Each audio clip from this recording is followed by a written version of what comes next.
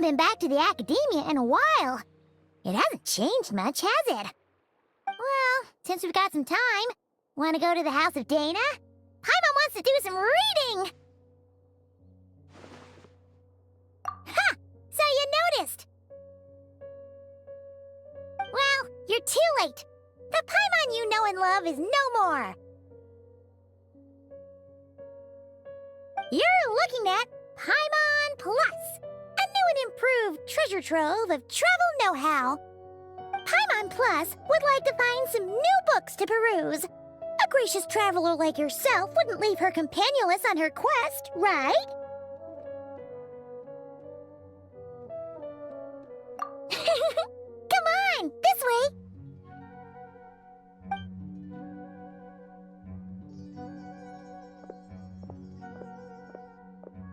Oh, hey!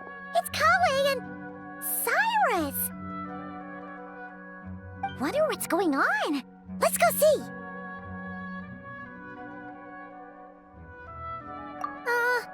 Well... You know what they say? Learning is a lifelong quest. Which means there's always another chance to read a book. But you never know when the next chance to reunite with an old friend will come along.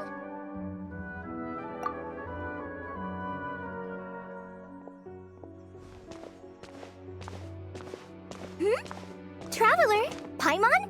You're back in Sumeru? Oh, hello, you two. It's been a while. Looking to spend time with some old friends? Yep. We saw some familiar faces, so we came to say hi.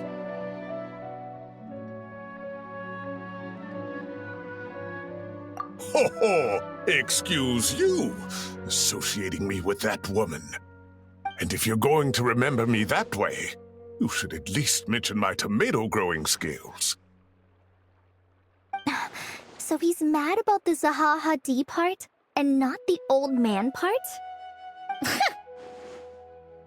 Well, Paimon's glad to see you in such good spirits, Cyrus.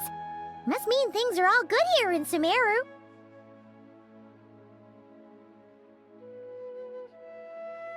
Ah, well, it's quite all right. I'm not the type to take offense at that kind of thing.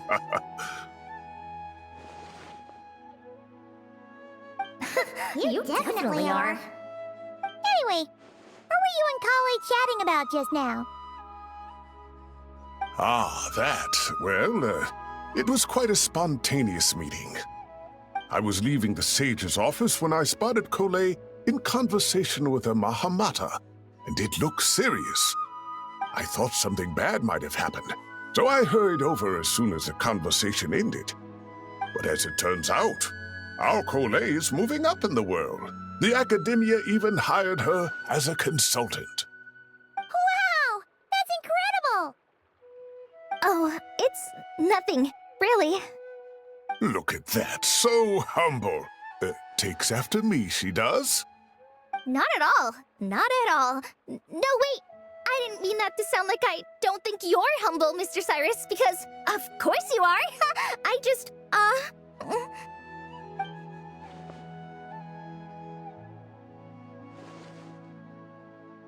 Oh, well, I wouldn't even call myself a consultant. I'm just helping out. Now that the new semester has started, a lot of students and scholars are doing fieldwork for their research. But it can be dangerous for those who don't have a lot of experience in the wild. So, the academia is planning to establish an agency that provides guidance on outdoor survival and rescue for people who need it. Oh, Paimon gets it! So, you're here to explain rainforest survival as a representative of the forest rangers. Yeah, pretty much. Of course, when it comes to tips on deciphering mechanisms or defeating monsters, that's for people who are far more senior than me to handle. And speaking of which, since we're short on manpower, the person in charge at the academia said we're still accepting newcomers. If you're interested, you're welcome to join and share your insights. Ah, seizing the moment. Well done, Kole. Recruiting someone as capable as the Traveler is a great idea. Oh, and just between the four of us, the academia has set aside a generous amount of funding for this project.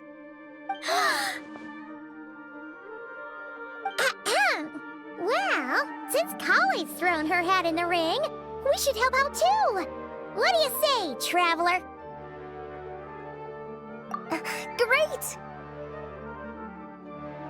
We're all supposed to meet up in Aru Village later, so I guess we'll regroup there. I was kinda worried, since Master Tainari isn't around to help this time, but now I feel much better. Yeah, even if you don't trust the Academia's eye for talent, you can trust ours for sure. And mine, of course. I have as good an eye for people as I do for tomatoes. Well, there you have it. Thanks, everyone. Oh, speaking of Tainari, how are things with him and the others? Good, thanks. All the forest rangers are doing great. Oh, but Master Tainari did mention that Sino and Sethos were heading to Gandharvaville. I'm not sure if it's for work or something else. Huh, knowing them, could just be to play some cards. I'm not sure. Apparently Sethos is bringing someone else with him too. But with my academia commitment, I didn't have time to ask for more details. Huh, well now Paimon's curious. Should we go check things out, traveler? That's true, and I'm sure they've missed you. Now that is how it should be between friends. Getting together to play cards or enjoy a meal. Yet here I am, stuck with Nephis, who only ever calls to talk about research. Well, I won't delay your reunion any longer. Until next time. Goodbye, Mr. Cyrus. Take care.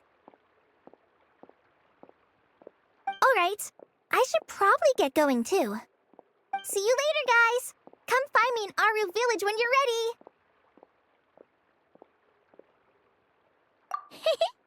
Looking forward to seeing you shine, Kali.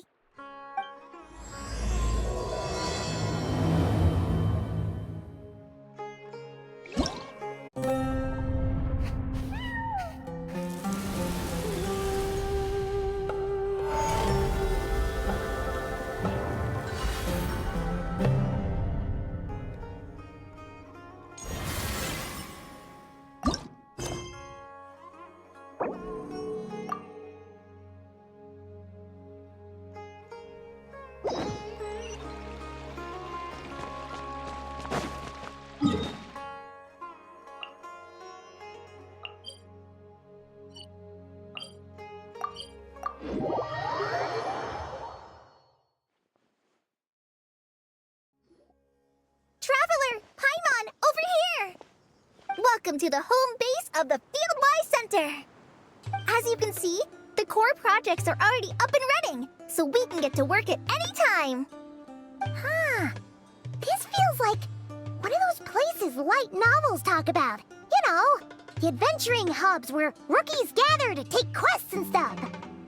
Oh, and almost like a school festival at the same time, with everyone getting together to learn and then forming teams to hone their skills. It's so exciting! Well, this place isn't quite as decked out as a school festival, but Master Tainari said that Academia plans to be generous with the resources.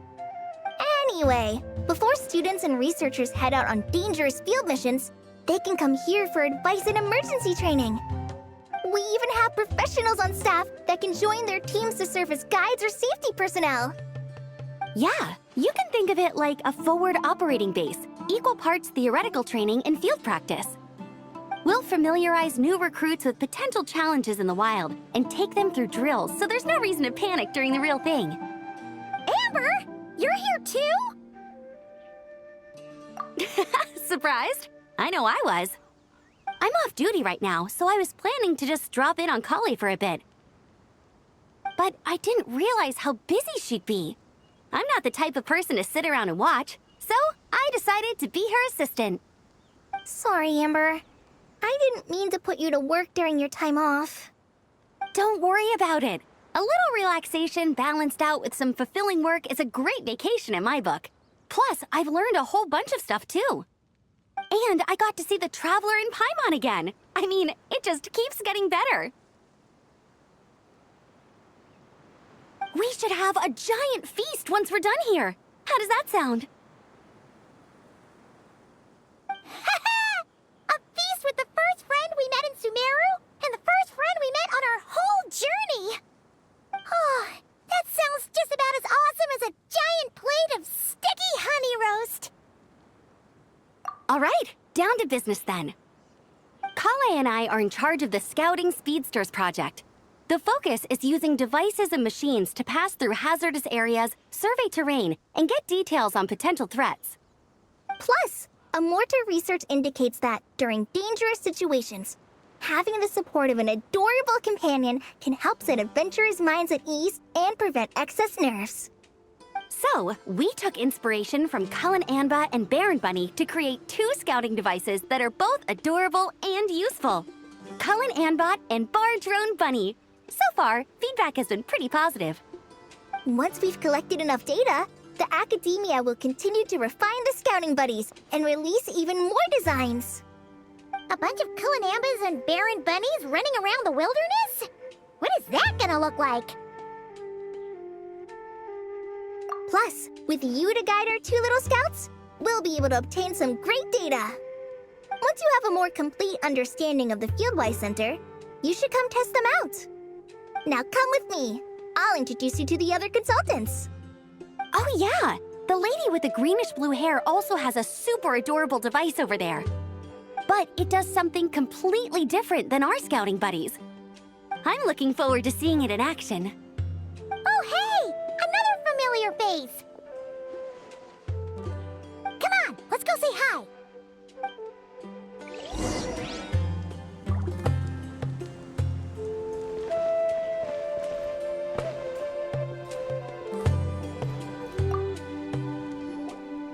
It's really that popular. The internal locomotion mechanism is clever enough, and the execution on the terrain recognition, remote control, and weight detection modules isn't bad. But the appearance... it might as well be a doll for a child. No, this won't do. Madam Farzan, great news! The Traveler and Paimon agreed to join! The Fieldwise Center just leveled up big time, huh? Hello, Madam Farzan! We're here to help! Well, look who the cat dragged in. Excellent job, Kale. Snagging 2 top experts with undeniable adventuring expertise. Now the League won't be able to say a word, no matter what kind of feedback I give. Now tell me, what do you think of this puzzle, pal? Whoa! It looks just like you! It's a collaboration between my juniors in the Haravatat Darshan, the Puzzlers League, and the Synopsium on Ruin Mechanisms. Clearly, the technological aspect is quite advanced. But the appearance... it couldn't be more childish. You should have seen Anise, defending this design choice with more passion than her thesis. Young people these days. Far too obsessed with making things cute. Paimon kinda likes it. Kali and Amber were just saying how cute companions can help adventurers stay calm. With a doll that looks like you by her side, Paimon thinks she could go adventuring in a super dark ruin and not even get scared. Well, that line of thinking does have merit. And I suppose choosing this particular appearance is a sign of their respect. For me. Still, there are adventurers who place greater emphasis on reliability and technical composition. People like that don't just want their devices to be able to survive an avalanche, but to look the part. And for their appearance to reflect the high-tech composition. The fluffiness of this puzzle pal, on the other hand, doesn't give the impression it would be a reliable or formidable device. The appearance may even be distracting. Now picture this. A thick metal casing, square in shape, with a matte finish and openings to showcase the complex technical composition. That would have much more visual impact. I'm the perfect example of this. I have a youthful appearance, and so people question me on occasion. If I had a head of white hair instead, things would be different. Really? Then, do you want Paimon to talk to them? She has white hair. What? No! That's not the same thing. I didn't realize you had such strict views about this, Madame Farzan.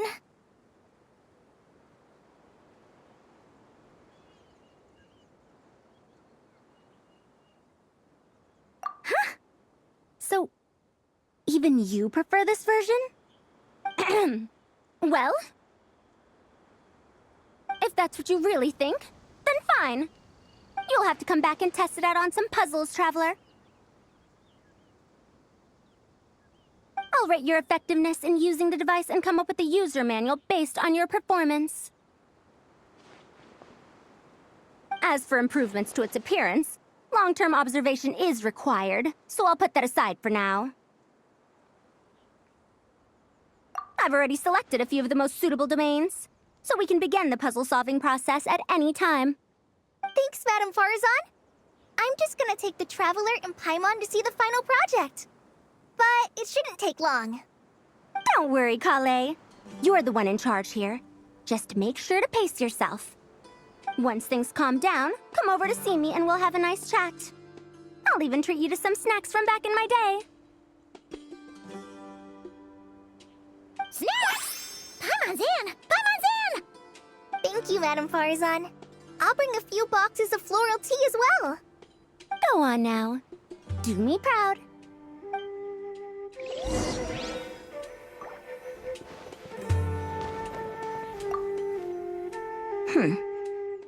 Perhaps we shouldn't change it after all.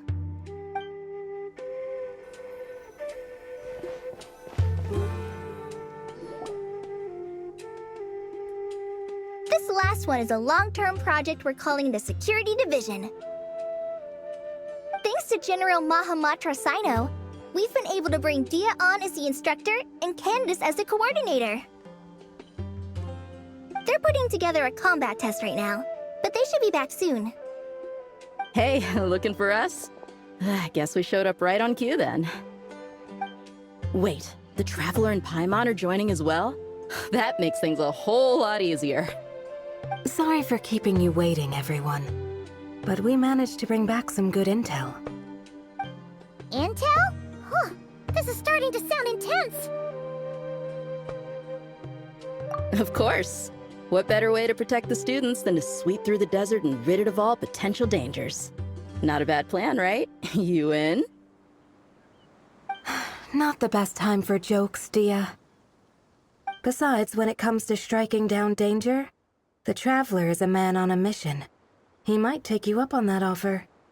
Defeating anything that might pose a threat? Oh, even if the Traveler worked non-stop, that could still take years. We'd have to stop traveling. Oh, Paimon doesn't even want to think about that. Time would be the least of our problems. Some dangers aren't visible to the naked eye, like the scorpions burrowed underground or the terrifying raptors sleeping in the trees. You can't get rid of them until they jump out to attack you. For situations like these, we'd have to combine Madame Farzan's recommendations with Amber's approach to scouting, calculating our chances of encountering enemies and our expected operation times. Whoa, whoa, whoa, pencils down, everyone. That was just a joke. The Security Division's goal is a lot simpler, actually. We're just here to ensure that fieldwork teams include trained combat personnel. Some of this work has been entrusted to the Blazing Beasts and other mercenaries, but members of investigation teams who pass the combat test can also qualify. Before an investigation team is allowed to head into a dangerous area, the group must include at least 2 professionals who have passed the assessment. And Dia and I were just out collecting intel on the best place to hold the test. We found a domain filled with monsters and bandits of all levels. Hopefully, they don't mind us borrowing their stomping ground for a bit. It'll only cost them a few smacks on the head. Oh, so we just need to supervise, right? That's right. Participant safety is our utmost priority. So we'll organize a group of capable personnel to take it in shifts. We still need to figure out our testing metrics, though. Fighting is different from an actual exam, and there's no one right answer. Mercenaries like me, we all have our own style. That's not a problem in actual combat, but when it comes to teaching, we tend to stick too much to what we're used to. So, we need someone to give us a baseline. Someone who has the experience, but also takes a more flexible approach in combat. Yeah, based on what you just described, the Traveler seems like the perfect person for the job. Great. Working with you is always a pleasure, Traveler. Smooth as butter on a steak. Don't forget about compensation for the Traveler in Paimon, Dia. You agreed without doing the math first. Ah, it's fine. We'll just split the funds Kale wrangled for us, 20-80. 10 for me, 10 for you, 80 for the two of them. Wait, we're getting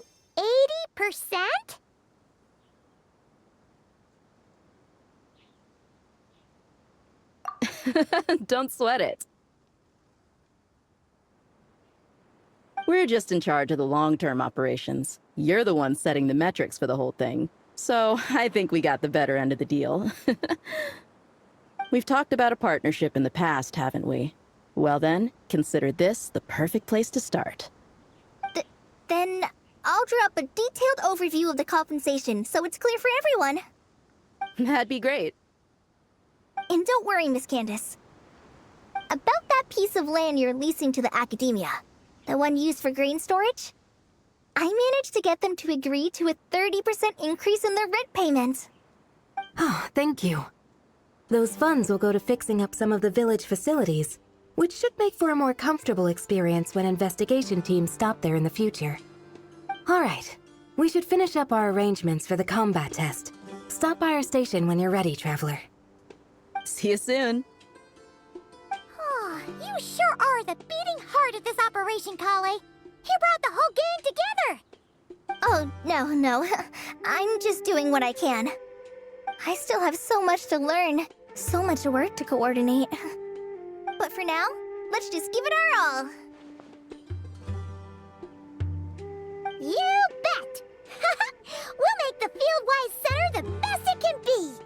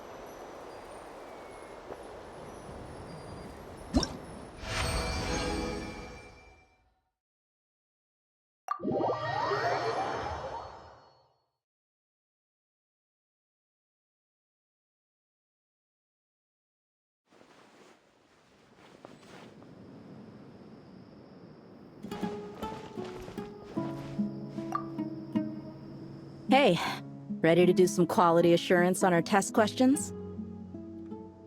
Wonderful. Just don't forget to pace yourself.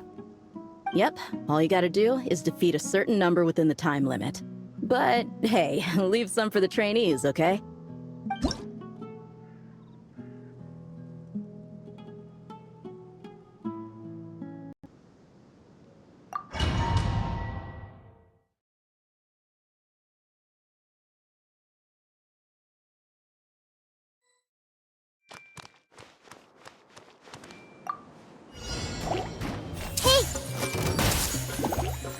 Everybody stand back! Eat this! The Temple of Wisdom! The process of elimination.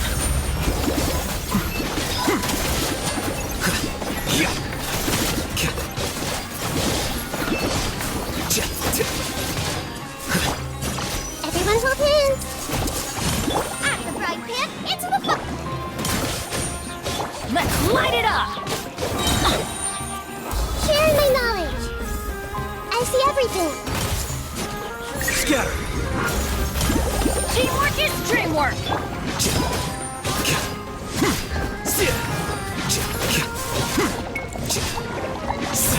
You're toast! This may hurt a little. Yeah! Right.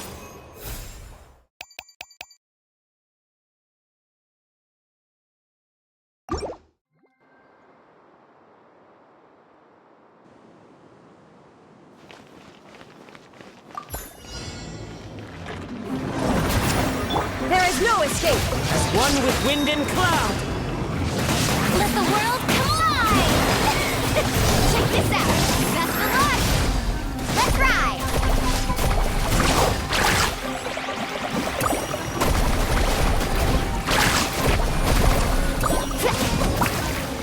Torn to oblivion! Illusion shattered! Let my name echo in song! One with nature. Action at the flame! Whoosh! Carving waves!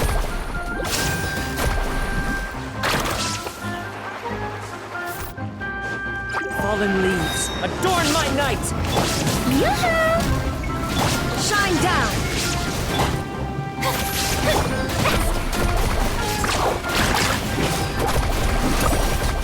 Surf's up!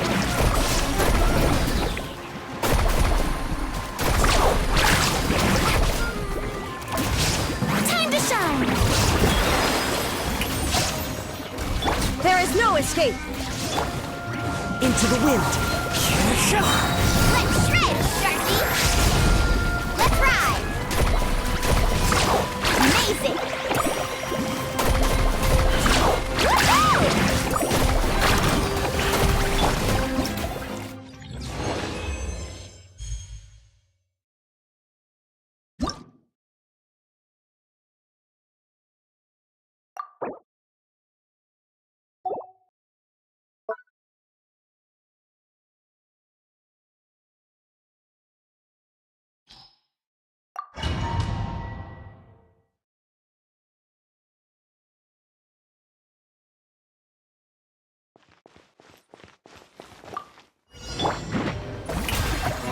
Going in!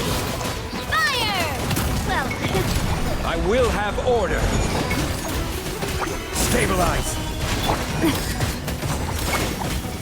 Watch out! Hiya! Hiya!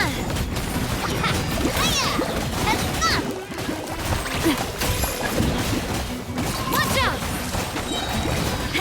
This is order.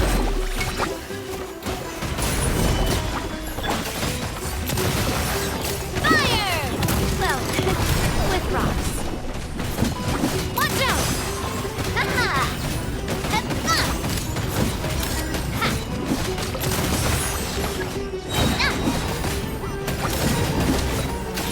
Hiya! Fire! Well, with rocks. I guess I'm going.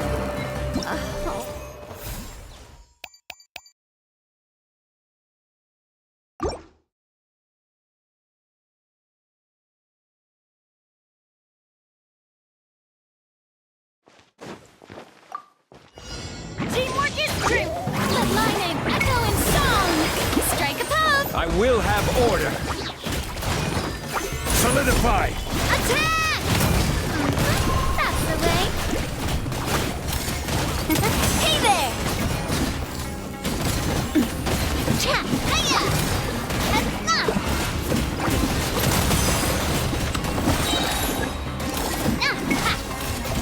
This is order. Shower me with praise! Everybody stand back! A proper send-off from the Spina with love. Hiya! Enough! Cha! A proper send-off from the Spina with love.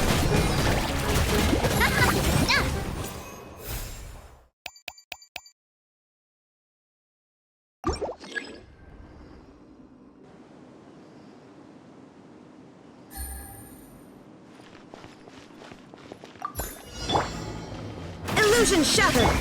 Here comes the catch! The Temple of Wisdom! Everyone hold hands! Defract!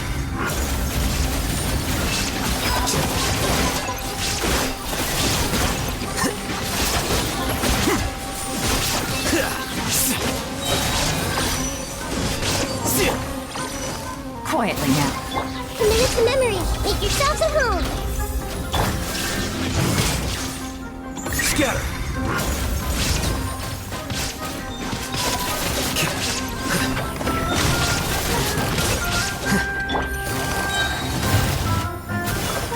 Game's up. Fun's over. I see everything! Shine down! Here you are.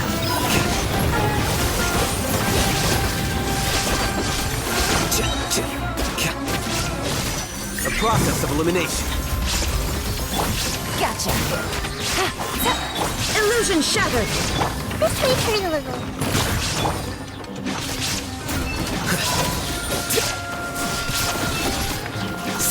Here comes the catch! The Temple of Wisdom! Commit it to memory!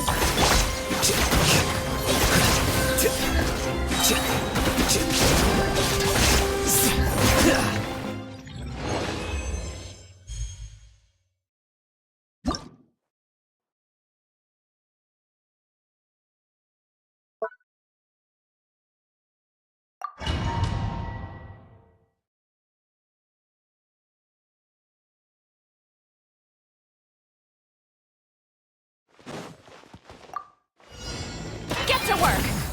You two! Time to end! Burn it down! I'm going in! Fire in the hole! Ha! Mozart! Mozart! Open fire! Rise with the sun! Pyroclastic surge!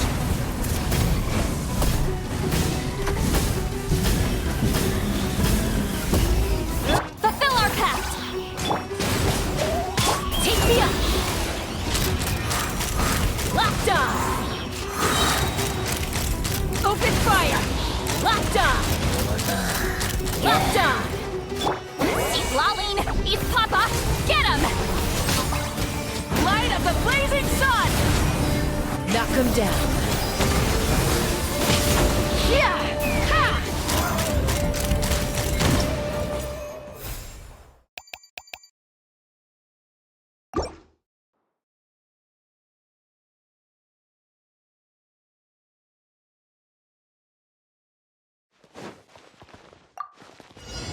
Everybody stand back! Suffer the wrath of Eastleigh! Wrath from the sky! Fire in the hole! Locked on! Bullseye! Open fire! Light it up! Show no mercy! Take me up! Open fire! Locked on! Open fire! Locked on! He's lolling! He's Papa! Get him! Fulfill our pact! blazing sun! Knock him down. Let's fly!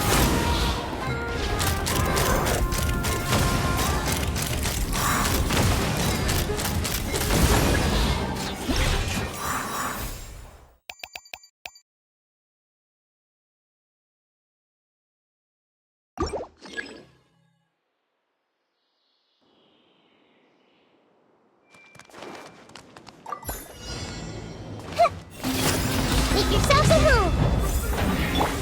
Yoo-hoo! There is no escape! Check this out! Best of luck! Fast! Amazing! This way, Colonel. Shine down! Sharing my knowledge!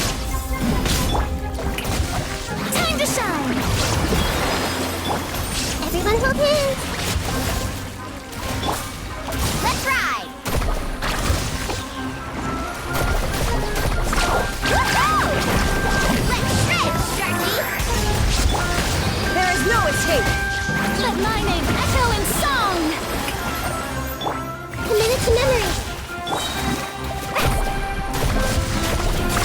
Amazing!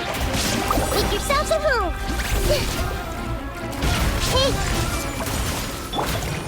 Catch an epic wave! Oh, watch the surfboard! Let's ride!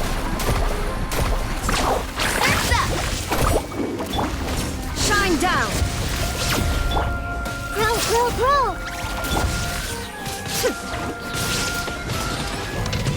Time to shine! Shower me with the...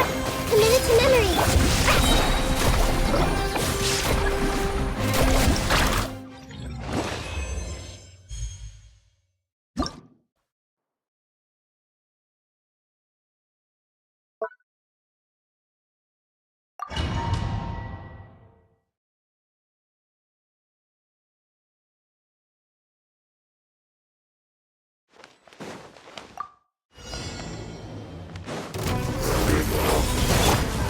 Up to the freezer! Strike a pose! Know my sword! Witness the power of Gugwa! Fearless! Let the world collide! A little amuse-bouche! The pinnacle of excellence! Let me weave you a verse. Fearless! Another star goes out! This is getting interesting. Surge! Up to the freezer! Shower me with the... Ring cutter! Time to shine!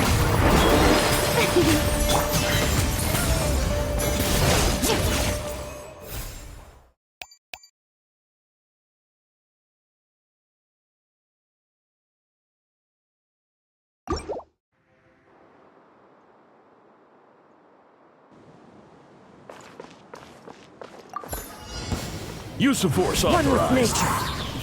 Trap clouds high. The birds come. By royal decree! Illusion shattered. Go claw! Ding dong! Now you shall perish.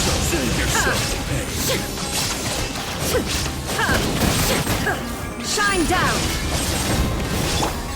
The wind knows me. Wings of darkness! Come, sever the... One with wind and cloud.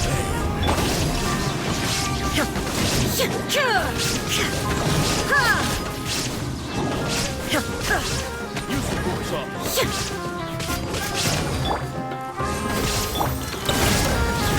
Blast attack! Inazuma shines eternal.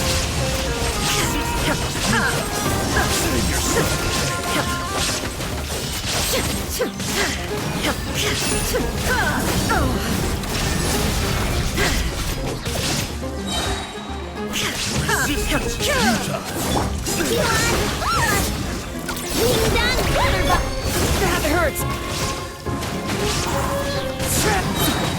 Clouds high. The birds come.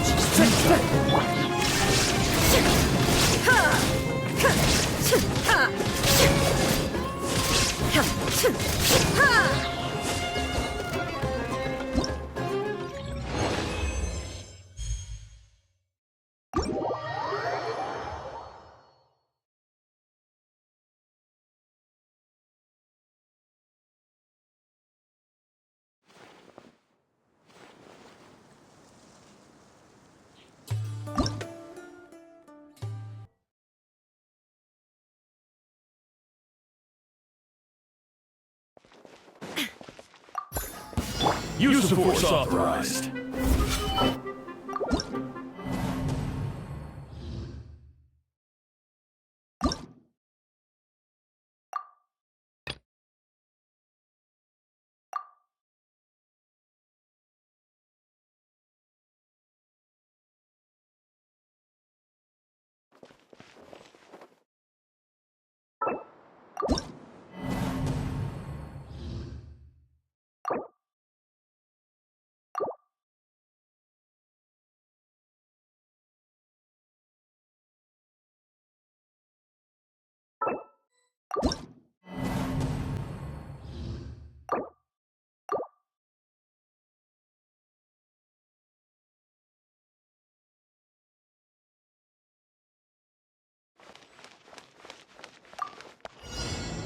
Witness the power of Gugwa.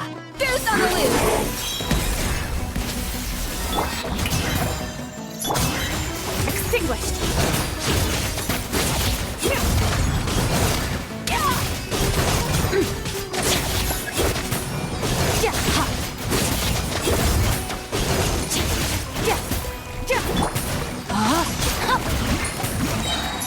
Let me weave you a verb.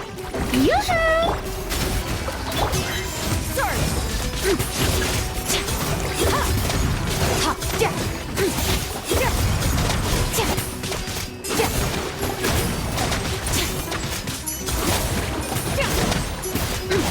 At first, the flavor. A dash of frosting. Let the world collide! Rain outlines your fate. Rain cutter. Extinguish.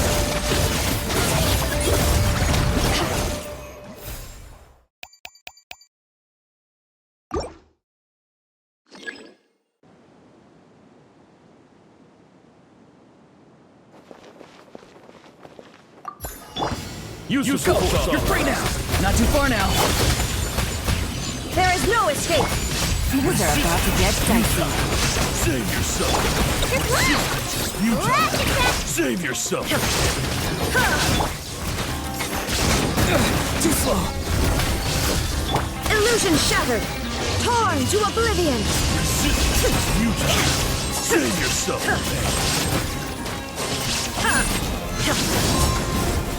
There is no escape! Time to say hello. Resistance is futile. Save yourself. Use the force authorized. Fun's over. Shine down! Inazuma shines eternal! Resistance is futile. Save yourself. Save yourself. Illusion shattered! Chew on this! Farewell! Go! You're free now! Things are about to get dicey. Save yourself. Shine down! Torn to oblivion! Remove all obstacles.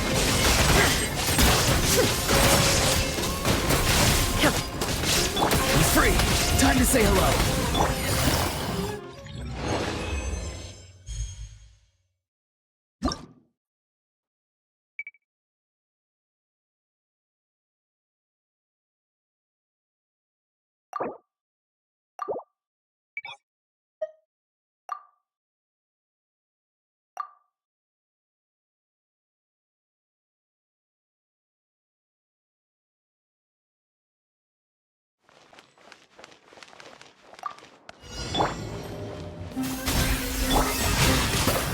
Let me weave you a verb.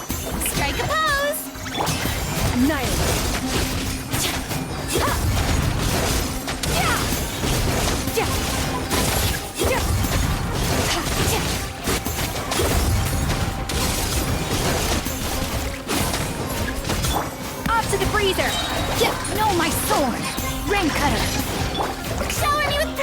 Merciless. Yeah.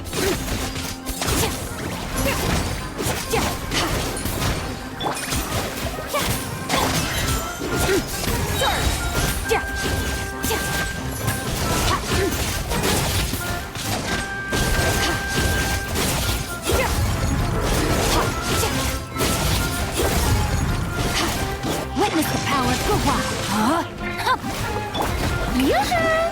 A little amuse-bouche. The pinnacle of excellence.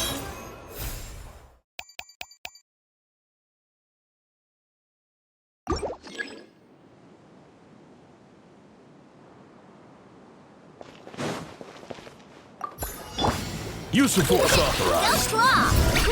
Game's up. Fun's over. Tell me what you see.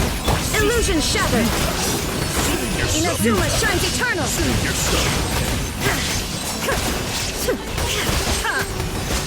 Use of force authorized. Absurd. Farewell. Go. You're free now. Sing your stuff. Illusion shattered.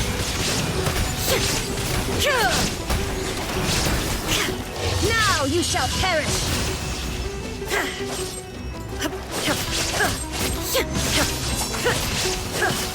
Shine down.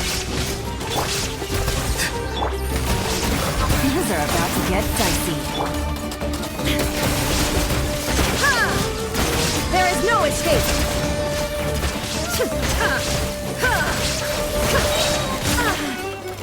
Inazuma shines eternal.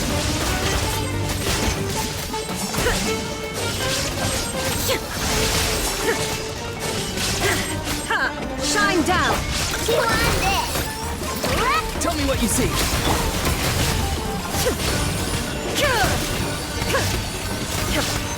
Game's up. Fun's over. There is no escape. Insolent.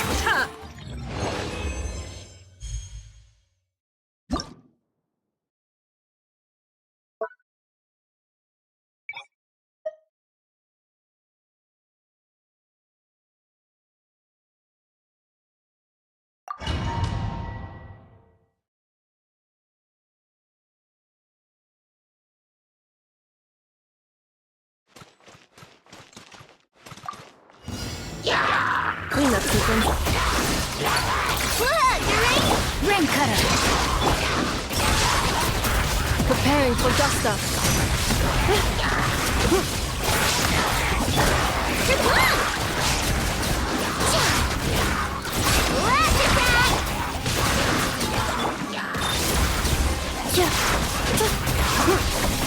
Annihilation mode.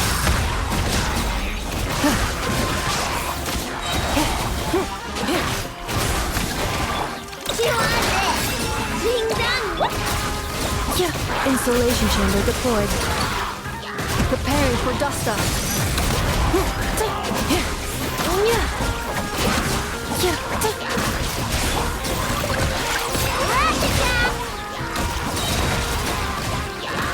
Defensive mode engaged.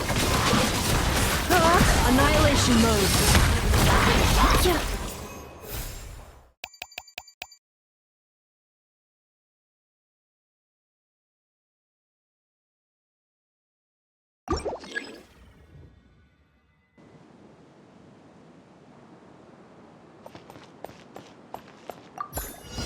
Your coming was foretold. Stabilize. Order guide you. Oz revealed. Things are about to get dicey.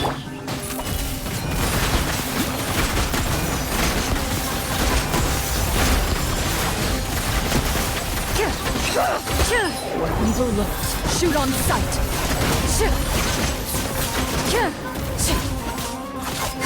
Loaded.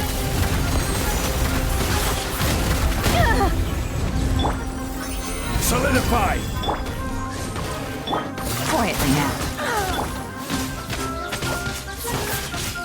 I summon thee.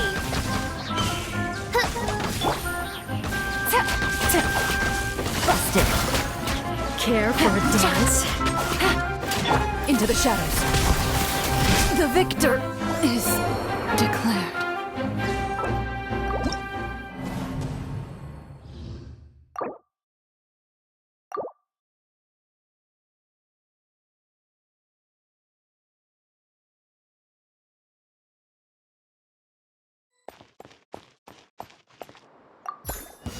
Your I will coming was have order. foretold.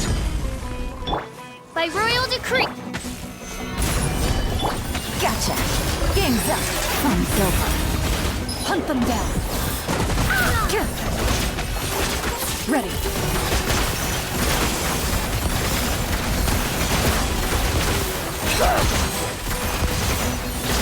Shoot. Midnight Phantasmagoria. Bound as one like the 99! Stabilize. Busted. Into the shadows. Bloom as the flowers in Gurabad!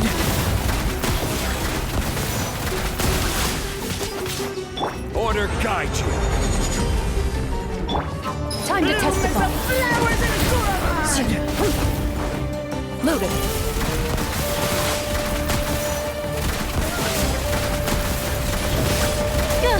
What a disgrace. Solidify. Things are about to get dicey. Filthy outsider! Bloom! Care for a dance? No rest for the wicked. Into the shadows.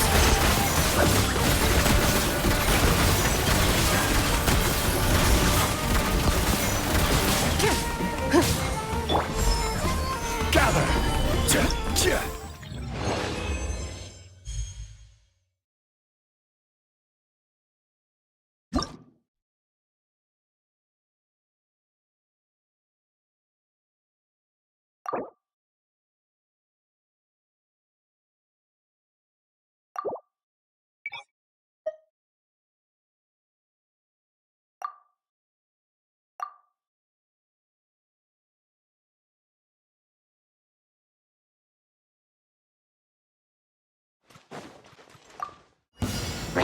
Let me weave you a bow. Cleanup sequence in Go claw! Preparing for dust up.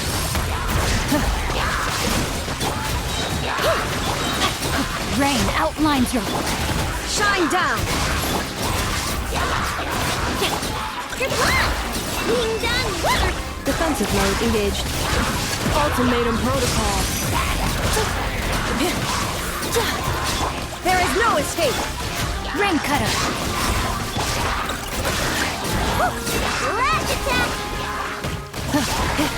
Cleanup sequence initiated.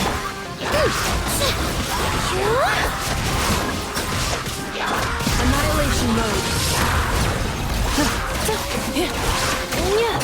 Shine down! Torn to oblivion! Go claw! Look, the rainbow!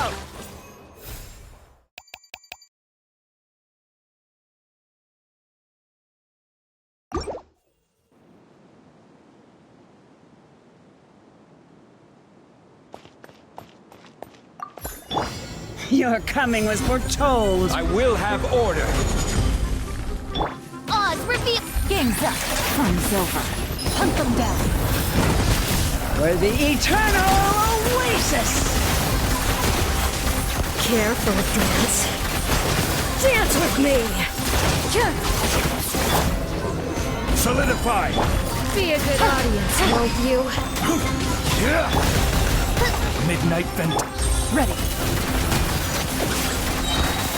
Think fast! Evil look. Shoot on sight. Where are you? Into the shadows. Fool, be gone! Purging, Order transgression. guide you. By royal Quietly now. Here comes the catch. Ready.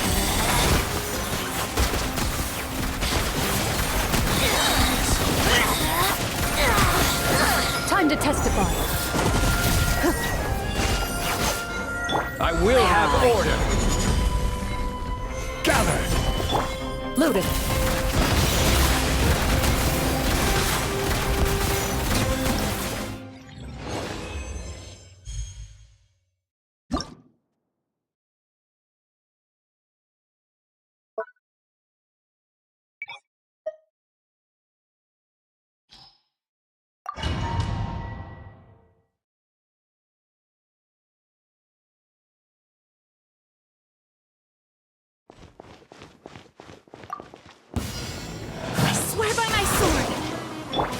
Life goes on.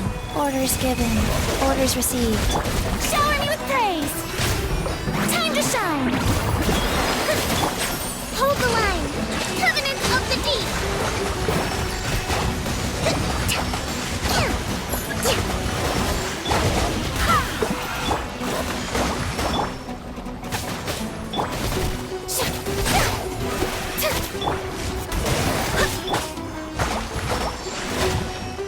Rest and rebuild! Go. Rise.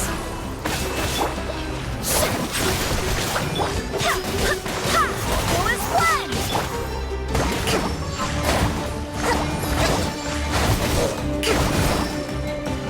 Allow me!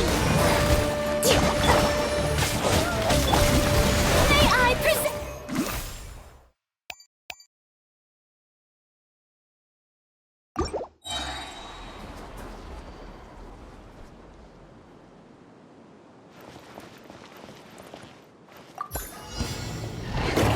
Yeah! Shiver! Witness the power of Gugwa! Goose on the loose! Judgment!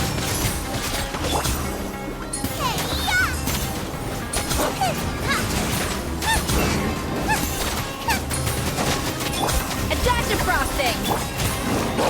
No, my sword! Booba, get them! You can't run! Off to the freezer! Rain cutter! Rain outlines your fate! Pinnacle of excellence! Lights out! Judgment!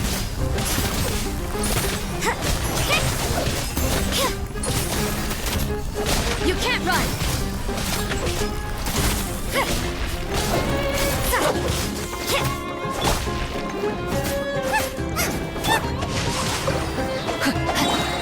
Eat this! A dash of frosting! Let me weave you a verse.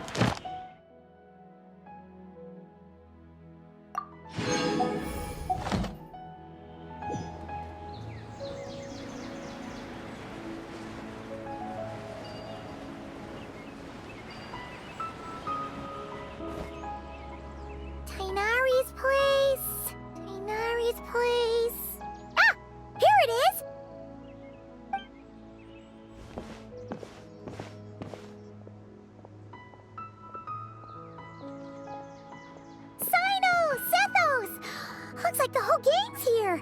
Oh, and Layla's here too. But, oh, she doesn't look too good. Did something happen? Ah, Paimon, Traveler. It's good to see you. I'd welcome you like a proper host, but I'm a bit busy at the moment. Apologies. No need to look that worried. My observations indicate Miss Layla's condition has improved quite a bit. There's no danger to her mind. She's just fatigued and needs some rest. Excuse me for a moment while I blend some calming incense. I'll let you two explain the situation. All right.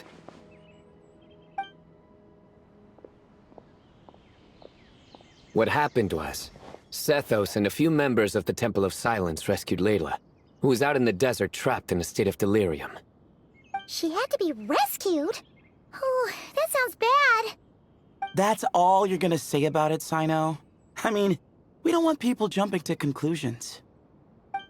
That's all I can say about it. The person involved is unable to explain what happened to her, so we're limited in what we know. Sorry. My head... still dizzy.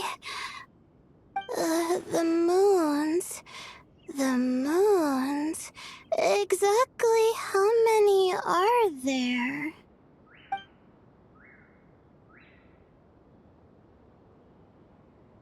She's been repeating that phrase over and over again, but she can't seem to remember what happened to her.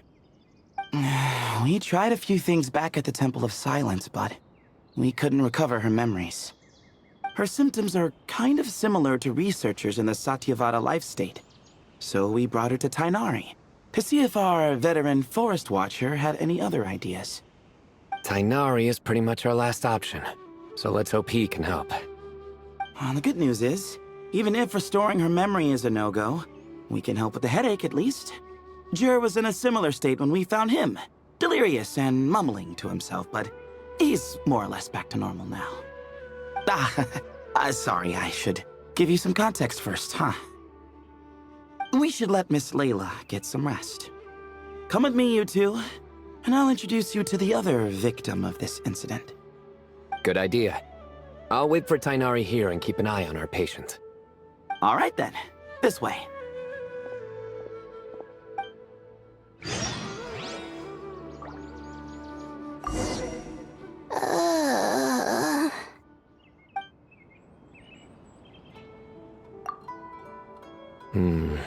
Something strange is going on.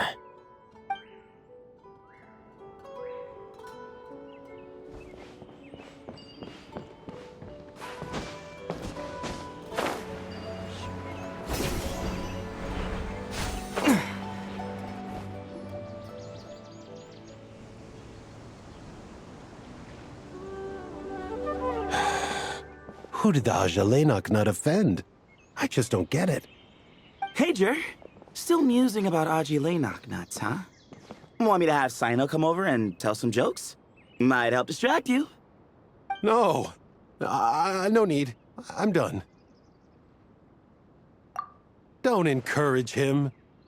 Well, sorry for interrupting the Aji Laynok talk, buddy. Next time, just say, Aji, hey knock! Hold on. So, what's the deal with the Ashulenok nuts? Other than the bad Sino jokes. We'll get to that. But first, introductions are in order. This is Jur, a member of the Temple of Silence. And you remember the Traveler, right, Jur? Of course. I'd never forget a participant in the Rite of Duels or the hero who saved Sumeru. Awesome. Could you go over what happened to you one more time, Jur? Our valiant hero is gonna help us get to the bottom of this. Might as well join since you're here, am I right? Just hear him out. You're gonna want to uncover this mystery once you do. I'd bet on it. Well, I was on an expedition in the desert not too long ago, when I got caught in some quicksand. Later, it became obvious it wasn't normal quicksand because instead of sinking to my death, I fell into an undiscovered ruin. In my panic, arms and legs flailing about. I suspect I touched some things I shouldn't have. Because in that brief moment, an enormous amount of information came surging into my mind. I would hesitate to even call it knowledge, because my brain had no capacity to process the information. To use an analogy, it would be like trying to stuff thousands of Agelenok nuts into a small water skin without it bursting. Sorry again with the Agelenok nuts, I know. It's fine. We're getting to that part of the story anyway. True. Well, just as I was on the verge of madness, a single phrase broke through the storm of thoughts in my head. It was a man's voice saying, "Don't eat Agelenok nuts." What?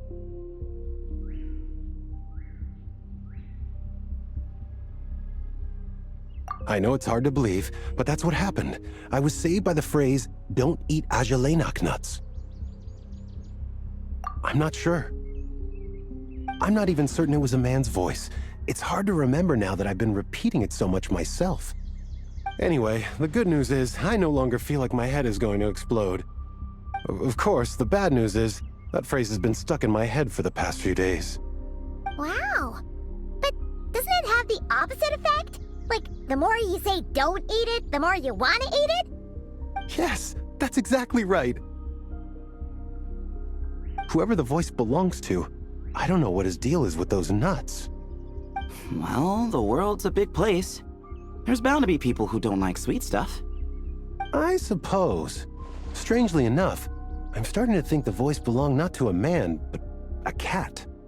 A cat? How? That's the question, isn't it? What would a cat be doing in an abandoned ruin like that? Just as my mind was reaching its breaking point, I could have sworn I heard the sound of a cat guiding me to exit. But when I came to, all I saw was endless desert, and Sethos shaking me in a desperate attempt to wake me up. I'll admit, it was pretty terrifying seeing you like that. Staring off into space and mumbling about Agelenok nuts. You sure don't sound terrified. Sorry. It's not that I don't care. It's just kind of hard for rambling about Agelenok nuts to sound menacing. Now, what Layla was saying, on the other hand, that is much creepier. Exactly. The unknown is what breeds fear. Agelenok nuts are familiar. But the moon suspended above us at night? That's about as foreign as it gets. Well, we don't know that for sure. There could be a whole other world inside an Agelenok nut, with a moon of its own. Huh. I guess. Agelenok nuts are not to be underestimated. Right, yeah, of course. Won't catch me disparaging the mighty Agelenok nut. No, sir. Huh. So, a similar thing happened to Layla then? Yeah, I think so. I was in a hurry to rescue Jur, so I put a marker on the incident site so we could go back and investigate. When his condition stabilized, we doubled back around to check and... Exactly. Multiple victims with the same symptoms at the same location. It wasn't hard to conclude that something is seriously wrong with that place. So, after we got Layla out of there, I had the Temple of Silence put up a warning sign at the scene and send patrols to watch the area. Speaking of, Sino, Tainari, and I are going to head back there and investigate once Layla is stable. So as per usual, you're here just in time. That's for sure. But there's another reason I want Sino and Tainari involved in this. Because the story doesn't end there. Right, Jer? Oh, yes. Where was I? The Agelenok nuts butted in and I... Right. Yes, the cat. As I followed the cat noises, the voice said something else. So, there are those from Tula who still endure. I thought that was strange, of course, because, well, was the voice referring to me? Records of my ancestry are rather sparse, so I'm not sure if my bloodline even traces back to that place. That's right. The Temple of Silence's place of origin. And the home of Tainari's people. Plus, Harmonubis, who Sino and I both share a connection to, was one of the city's founders. As the temple's current leader, if something strange happens in the desert, it's my job to get to the bottom of it.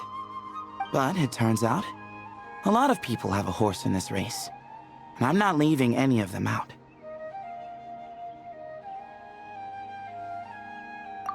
See? Knew you'd join. But yeah, that's all we know about Jur's situation. Tainari should be done on his end. Let's head back and check on Miss Layla.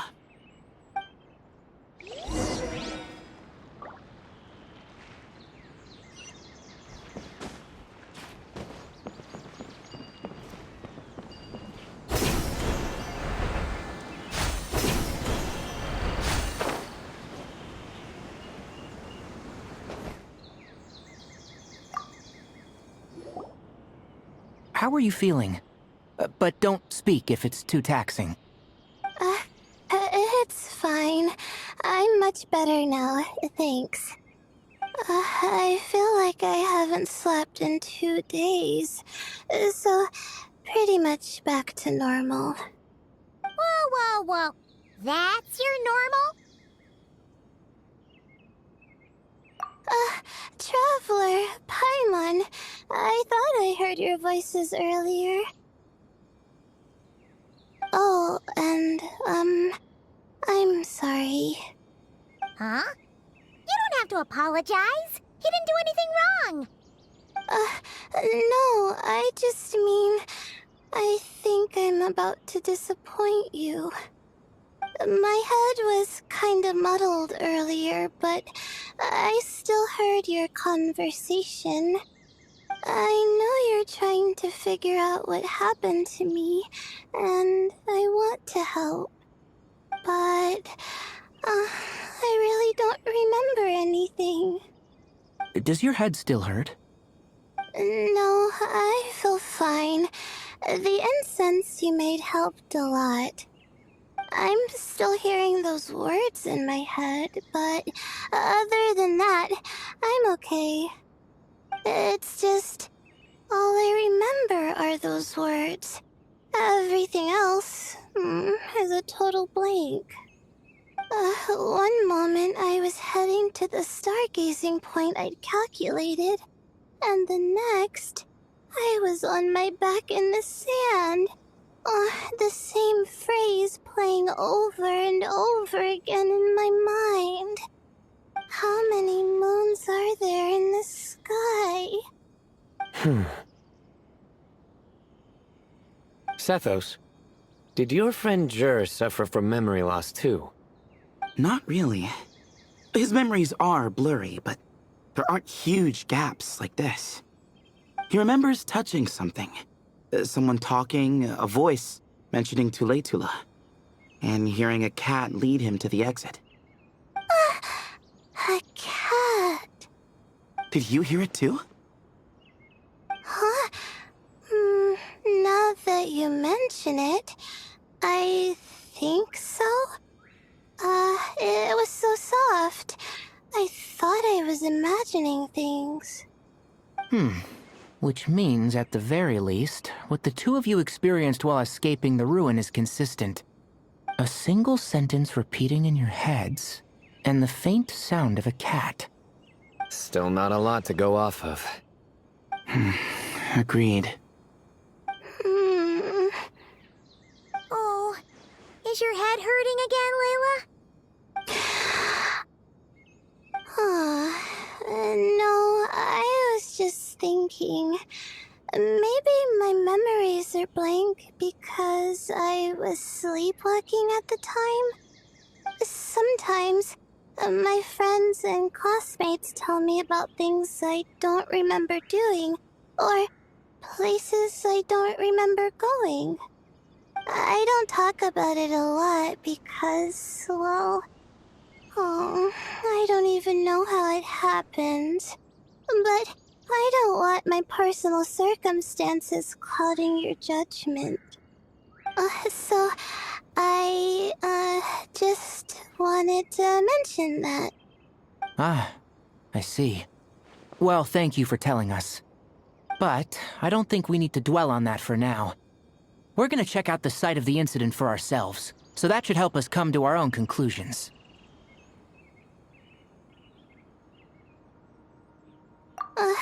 Okay.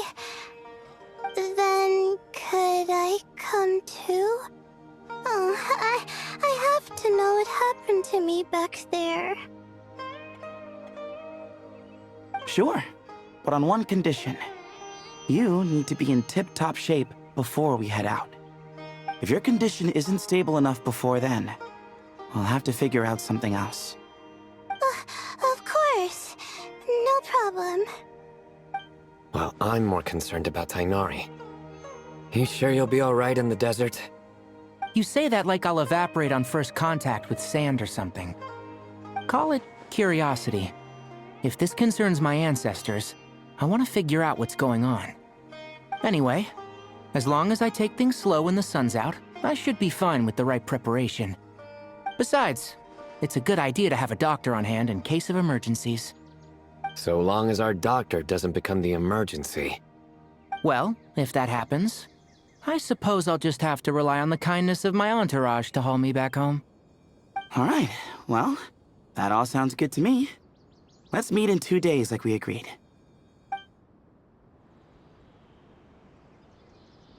Jer and I are gonna head back to the Temple of Silence to do some research in the meantime. See you in a couple days. Sounds good.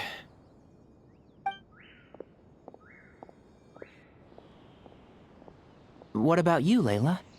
If you feel like you need more rest, I can arrange a room for you to stay in. No need. I've asked enough of you as it is. Besides, I feel a lot better. I should make it back to my dorm. You sure? Don't push it too hard, or you might end up sleepwalking along the way. Don't worry. I'll be fine. I have other things I need to do anyway. Like letting my advisor and classmates know that I'm fine. Adjusting my stargazing schedule. Things like that. If I don't get it all done, I doubt I'll be able to sit still, let alone stay here and get some rest. I'm not so sure that's... a much better idea. Thank you, Traveler. Of course, if anything starts to feel off, come back for a checkup right away. You'd better listen to him, Layla, or he'll feed you tasteless slop as a punishment. Punishment? You're the one who caught a cold. You're supposed to eat light when that happens. Besides, with your nose stuffed up like that, you couldn't taste anything to begin with. Huh. Is that so? And here I thought it was an in-taste-to-no issue. Should have seen that coming. You're off the clock, so now it's time for puns, huh? Oh, brother, not this again. Don't worry, Paimon. I understand. If you want me to stop, then... Then? You'll have to call a plumber. Tell them someone's gotta pipe down. This is getting more insufferable by the second. Put a sock in it already, please.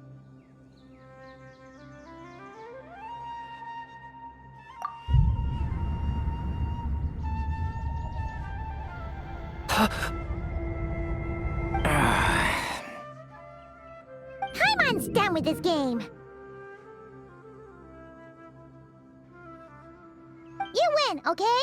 Let's just get out of here. Please.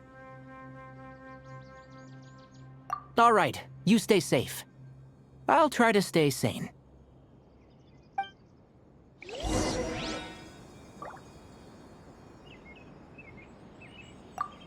It seems your jokes have improved with practice, Traveler. Happy about that? Absolutely. Finally. Someone to share the load. Ah, you know what? Kale's helping out the academia, but I haven't had the chance to check on her. Why don't you do me a favor and go do that? Hold on. I thought you were having me over for dinner.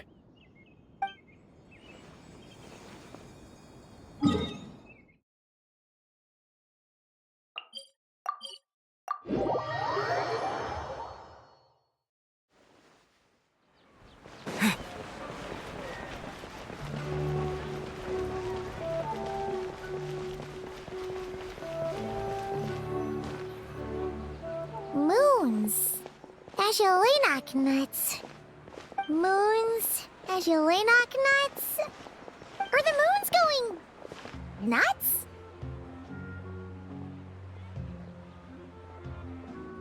Oh no! Looks like Paimon's caught the brain bug too! She can't stop thinking about those two things! Oh, Paimon's gotta clear her head. But how? Aha! Got it! The cafe over there! Why don't we head over for a quick pick-me-up?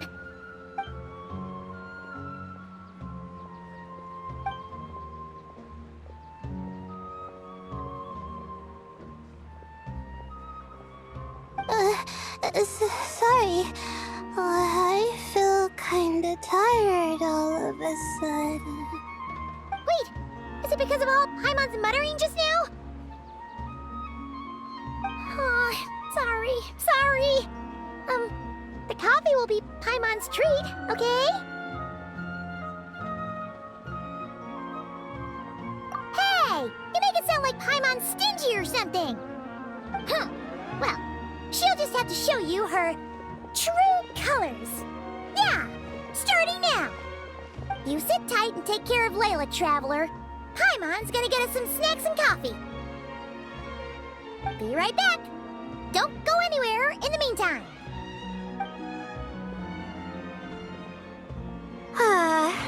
She's pushing herself again as always.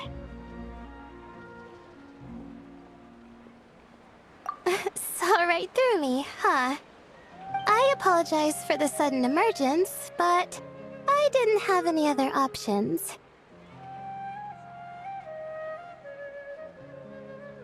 Well, that's true. So, for our sake and your safety, allow me to fill in the gaps in her memory.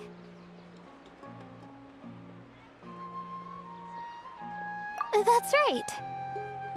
Layla was already in bad shape, stressing about her new study topic, focusing on the stars instead of her surroundings. By the time she realized the danger she was in, it was too late.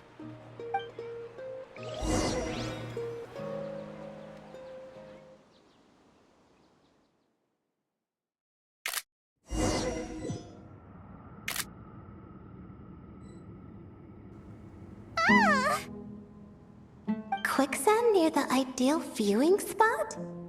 Wasn't expecting that. Looks like Layla's been under a lot of pressure lately. She hasn't been paying attention to her surroundings. But why would quicksand lead to a place like this? Well, all in all, looks like a common desert ruin. Guess there's nothing to do but try to find a way out. Oh, Layla, what have you gotten yourself into this time?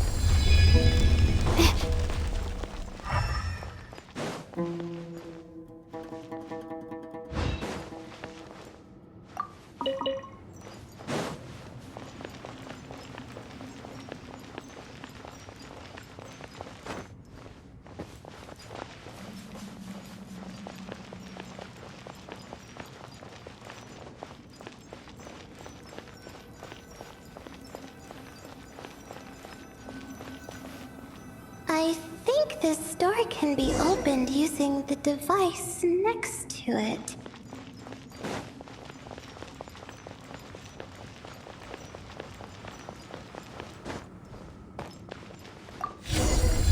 Just like I thought. Ugh, what was that? My head. It hurts. Is Layla waking up? No, that's not it.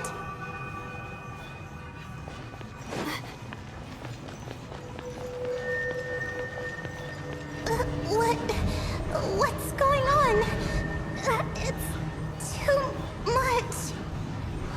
I don't understand.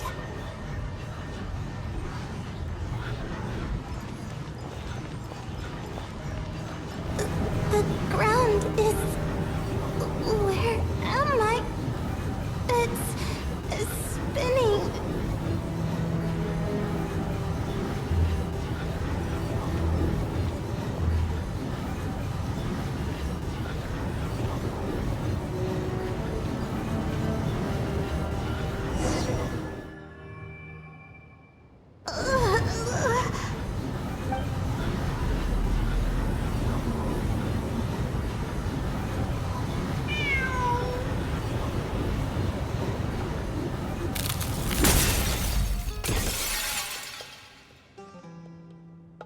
How many moons are there in the sky? How many moons are there in the sky? Okay, information isn't rushing into my brain anymore. That's good. How many moons are there in the sky? My head hurts, but there are no more dark spots in my vision, and I can see in front of me. Still... How many moons are there in the sky? What's going on? The same thought keeps popping into my head. What does it mean? How many moons are there in the sky? Isn't there just one? A cat? I think there was one earlier, too.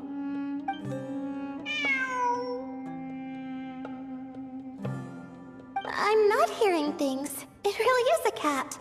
But what is it doing here? How many moons are there? No! Stop it!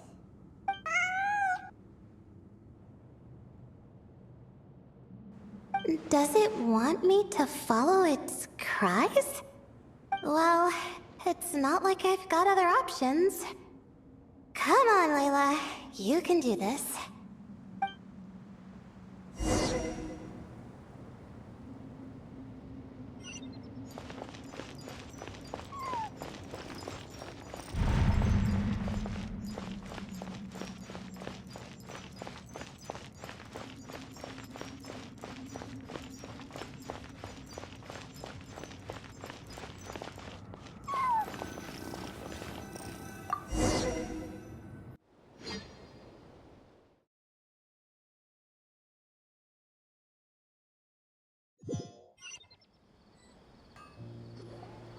And so, I followed the cat's cries to find my way out.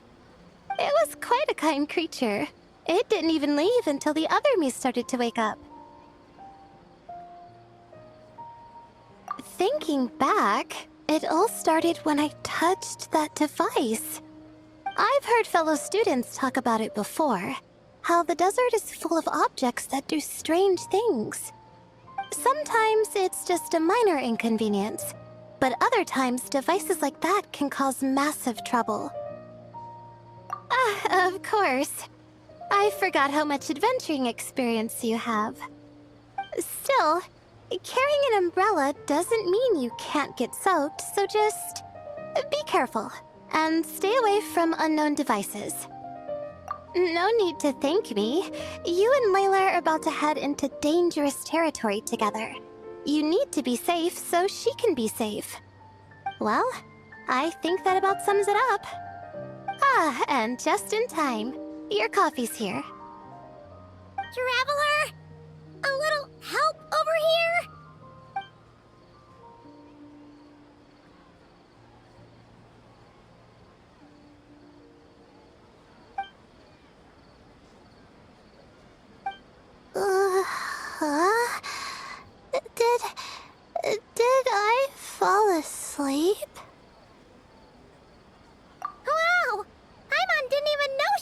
impressive skill. Ha! Does that mean since Paimon bought this coffee, it will just make you sleepier? A beverage that puts people to sleep. Better saved for work hours, I think. What? So you can nap on the job? Who does that? Huh? Oh.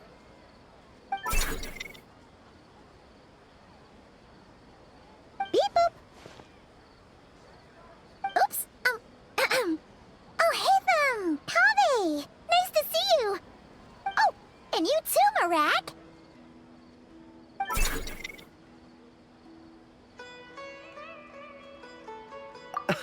Sorry. Hope we're not interrupting anything. Miss Layla, you don't look so good. Is everything all right? Oh, I'm fine. I was sleeping just now, so I'm still a bit... Ah, I see. And we woke you, didn't we? I'm sorry. We shouldn't have been so loud.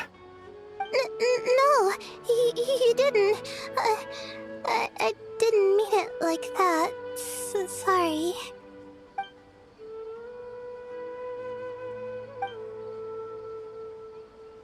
Wait, where are you going? You just got here.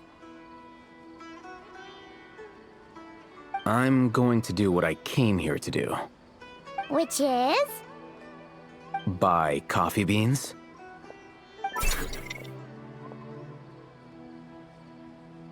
Huh? You're going too? Marak! Fine.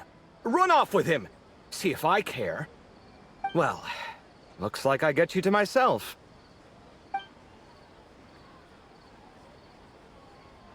It's been a while, hasn't it? How have you been?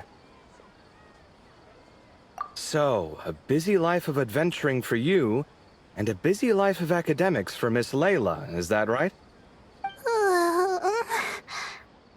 Oh, is something wrong? Ah, the desert's not always the friendliest place, that's for sure. And from the look on your faces, I'm guessing this problem's not resolved?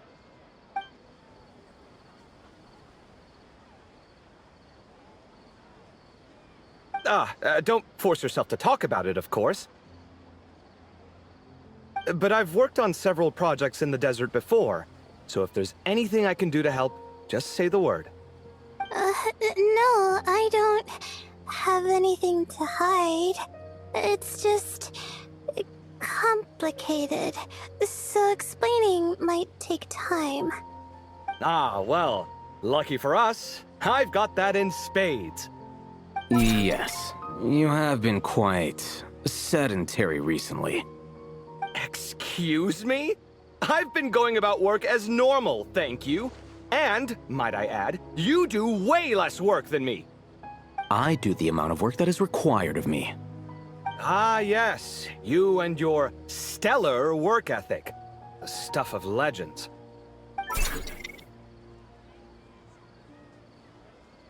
Oh, now look what you've done. I've lost my train of thought. Where were we? The problem in the desert. Wait, you were listening earlier?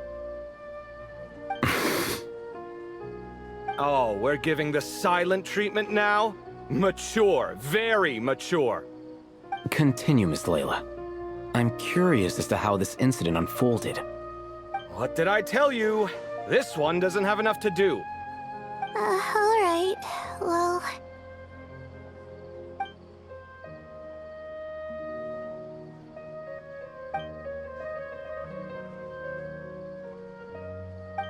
Could you still use some extra hands on this investigation team of yours?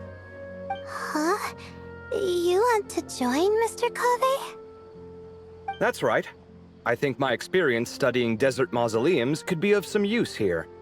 While Haytham's expertise in ancient languages could be helpful too. Besides, I consider you all to be my friends, and friends are supposed to help each other out. Wait, I'm involved in this now? Oh, please, I know you. Half the battle was over the minute you said you were curious. We couldn't stop you from joining if we tried. Well, you've got me there. Besides...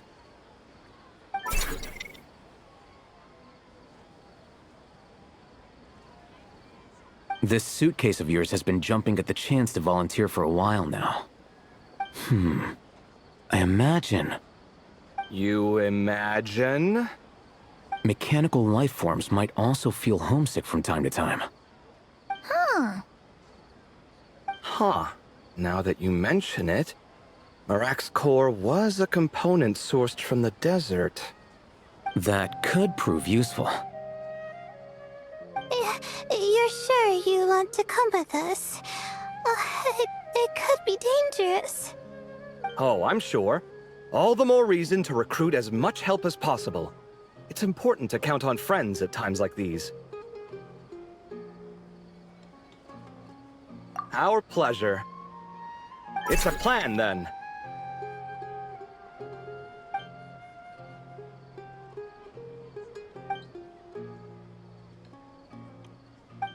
All right, we'll head back to our place to get ready. This one hasn't been on a trip in a while.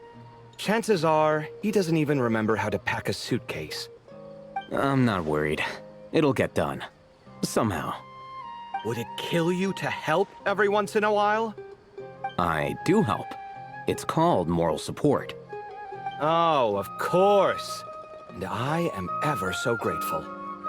Goodbye, you three. We'll see you soon.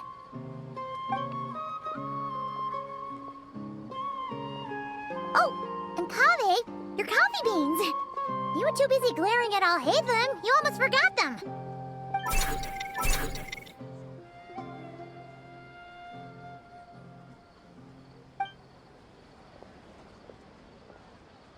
Well, we're pretty close to the academia now. I should be fine from here. Thanks for the coffee, Paimon. I feel much better now. Right.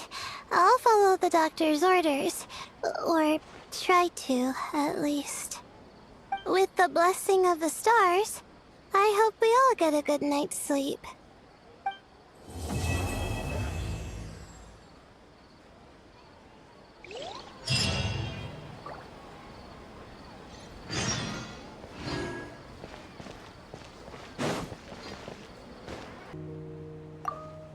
Ooh, let's get some of this.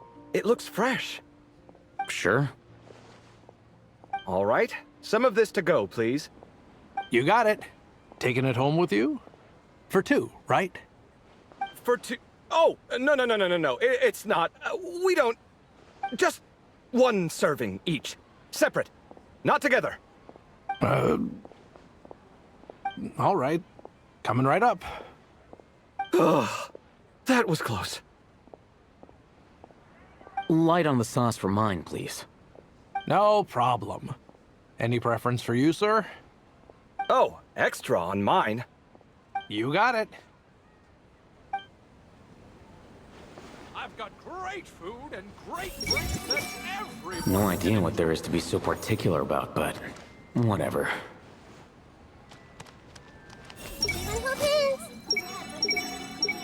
That was close. Almost got caught there.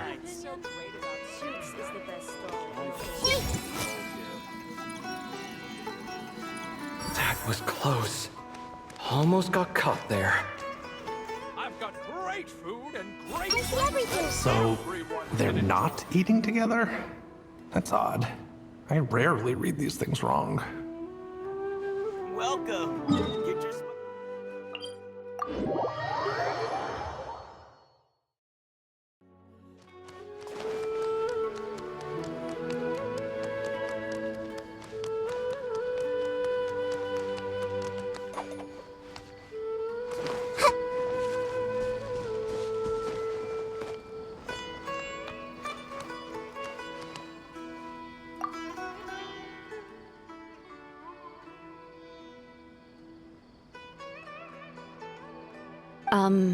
Miss?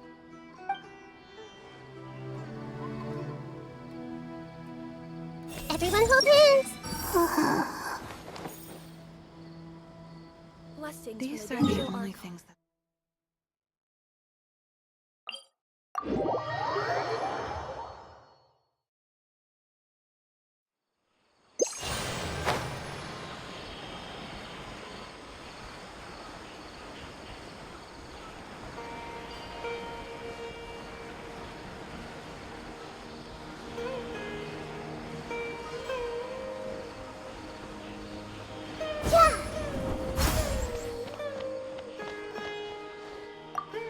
It seems your jokes have improved with practice. Happy about that? Absolutely. Ah, you know what?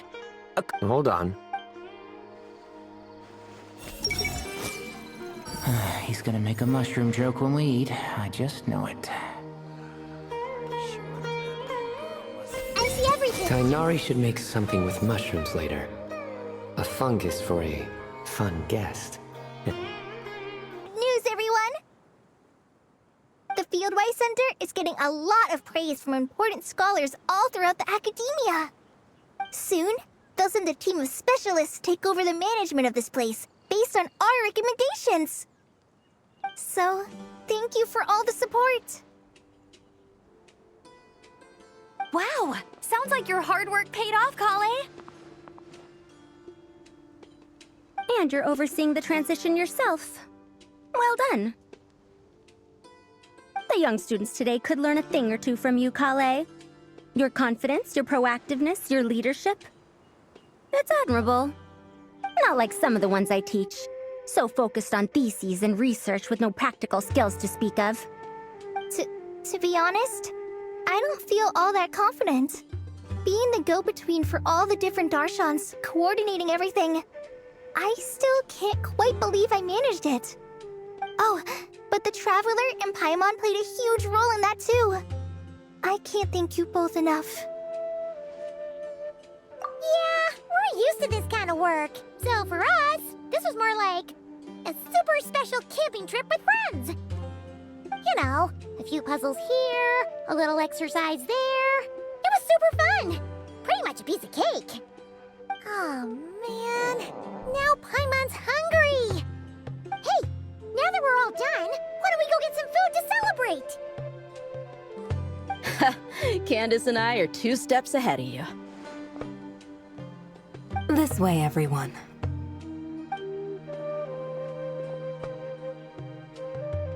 Woohoo! A feast! Perfect timing.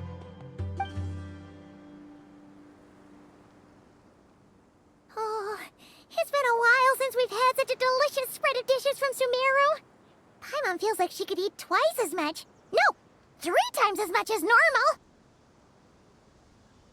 Huh, is that a challenge? Careful what you wish for.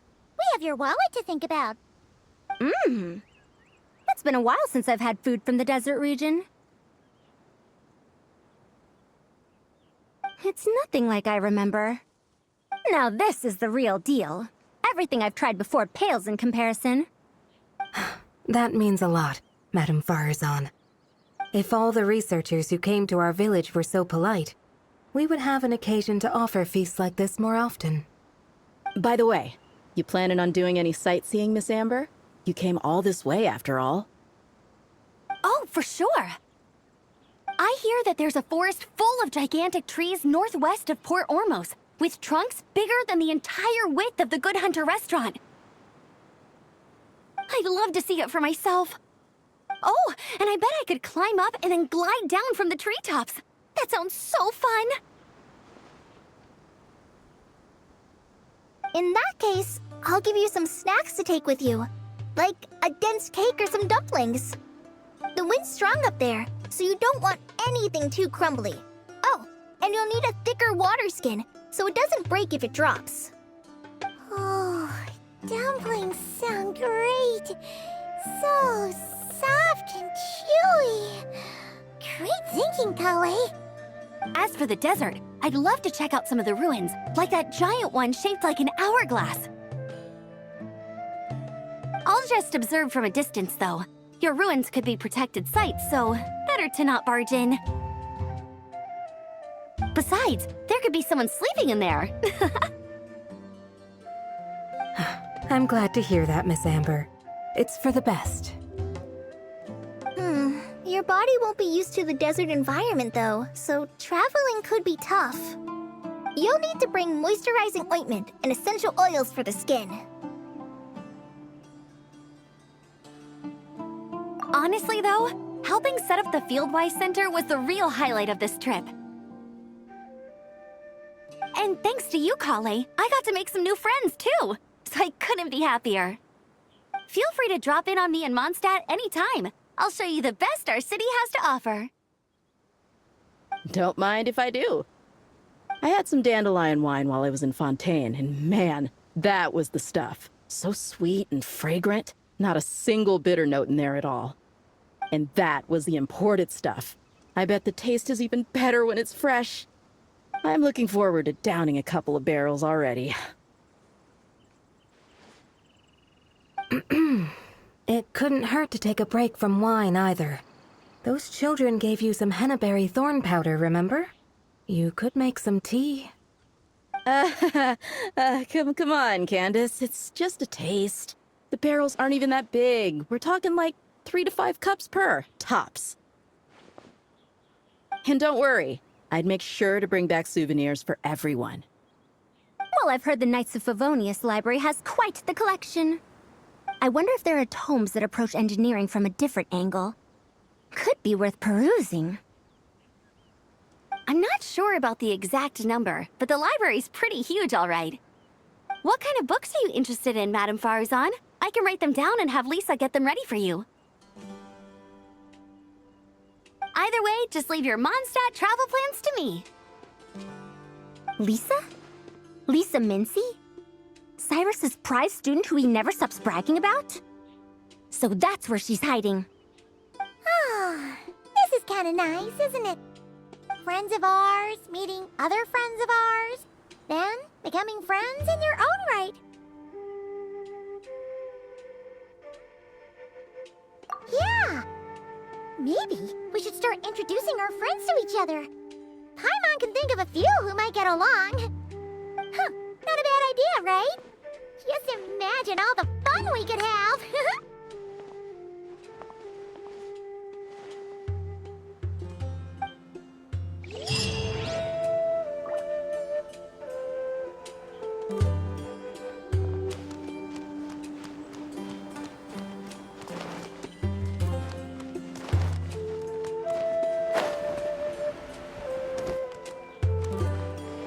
Everyone hold his! Some free time at last. I think I'll just spend my last few days here with Kale. There's no need to go out. The work is done, and Amber's staying a little longer. There are so many things I want to talk to her about. The famous scholar Lisa Mincy. I wonder how good she really is.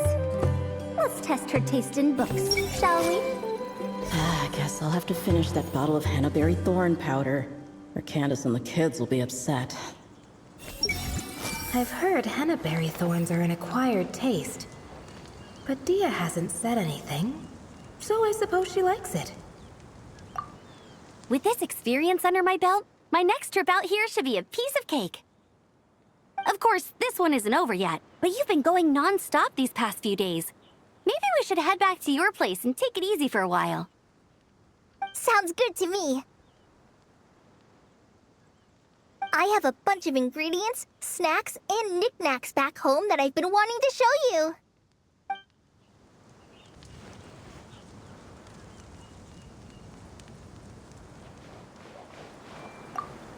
you. Don't worry, Candace. I won't drink too much. Trust me. I'm not worried about that. I just think drinking some nutritious tea could help counteract some of the negative effects on the body. That's all. Well, lucky for me, I know how to drink in moderation then. Oh, and I've got quite a bit of that tea still, okay? So, thanks for that, but no need to send me more right now. Oh, and thank the kids for me as well.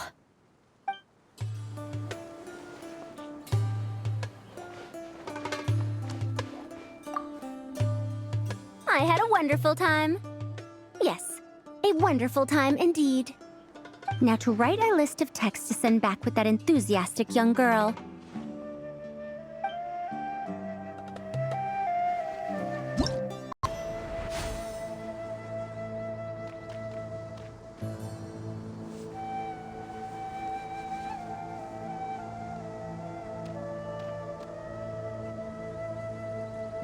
Looking at the map, we should be getting close. Speaking of which, the closer we get, the more Paimon's heart feels like it's beating out of her chest. Excitement! Yeah, sure, that's it. Oh look! It's Tainari and the others! Everyone's here bright and early. Yeah, the desert's a pretty harsh environment. Better to travel at night and beat the heat. Hey everyone! We're here! Ha! Right on time. You don't need to worry about me. It's not too hot yet, and I'm properly hydrated. All right, we're just waiting on the two people Miss Layla mentioned, and then we'll be set. He's staying behind. If we don't make it back after a certain time, he'll be in charge of rescue operations. You can count on me. Nice! You thought of everything! Oh, and Cyrus said he'll be in Aru Village, so he's also available if we need help. Haha! Amazing! Having people to watch our back is making Paimon a lot less nervous. Yeah, I did. After hearing about what happened, my advisor gave me some time off to rest. So, my studies are on hold for now. Then, does your advisor know you're back in the desert to investigate? Yes, but I was only allowed to come after I mentioned that General Mahamatra would be there too. Haha! Quite the reputation you've got there, Sino. Something wrong? You haven't said a word this whole time. Are you in a bad mood or something? No. Being skilled with words also means being a good listener. I'm just reflecting on what you're saying. Oh, Hatham! Kaveh! Ha! Over here! Darn it. I was just setting up a brilliant... Yeah. I'm sure you'll find another chance. The important thing is, our scribe and our renowned architect are here at last. High praise. But wait, why am I renowned and not him? He's just as famous as Sino, Dia, or Nilu. That just means your level of fame is even greater.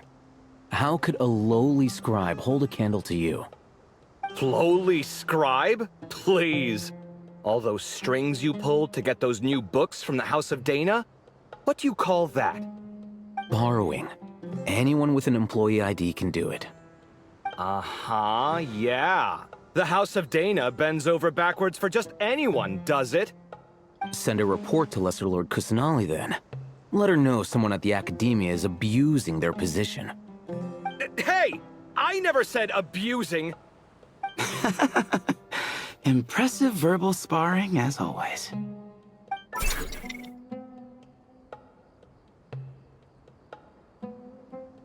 Oh, hello to you too, Marak. Well, looks like your assistant is raring to go, Kaveh.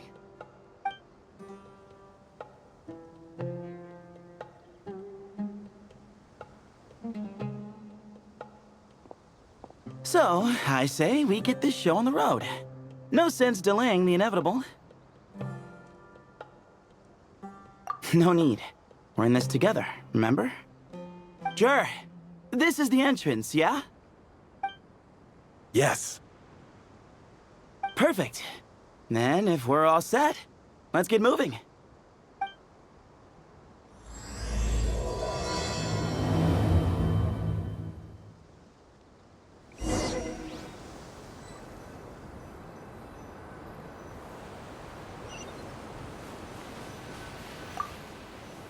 I hope everything goes well in there. I've got your back from out here.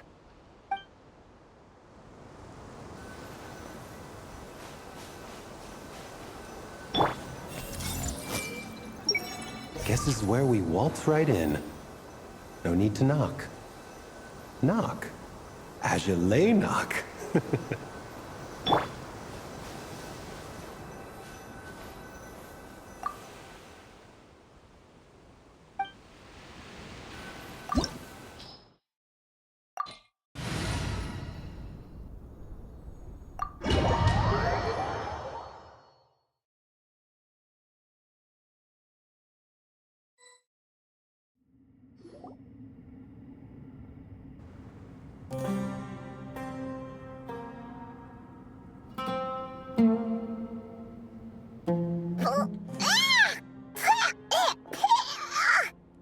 Paimon's mouth is full of sand! Ugh. So that's what falling into quicksand feels like? If this was quicksand, we would have struggled to breathe. No. I think this was regular sand, and we didn't sink into it. We fell through it. Into this place. Agreed. In other words, sounds like a you problem, Paimon. Ha ha, very funny. No, wait, Paimon's the only one. Ha! See? What? I'm the only one with sand in my shoes? Yeah, right.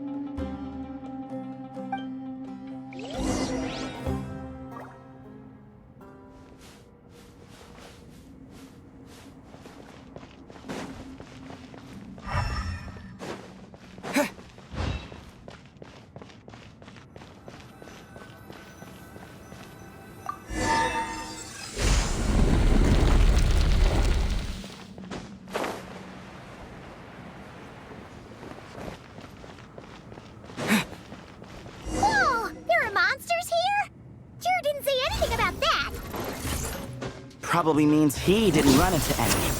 Because we're just unlucky. Not the best sign of what's to come. He'll be fine. Let's just use up all our bad luck and we'll be golden.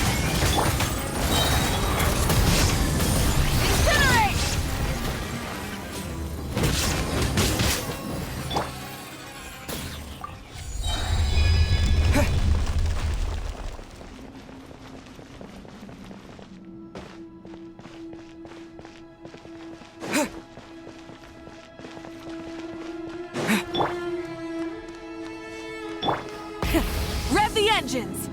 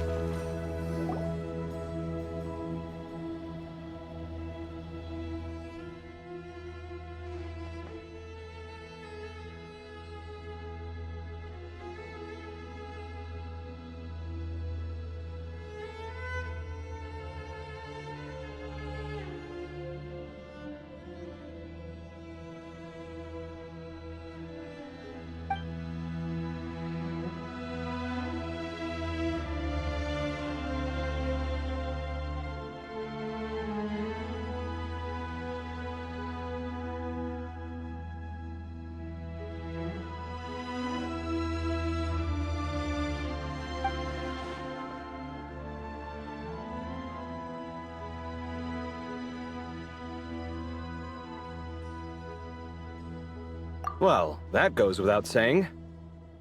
Fair point. There's just one problem, though.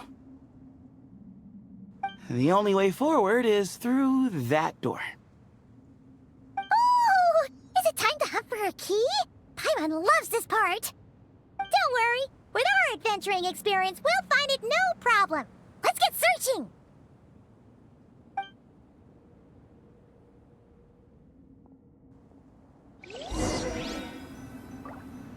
Marak, wait!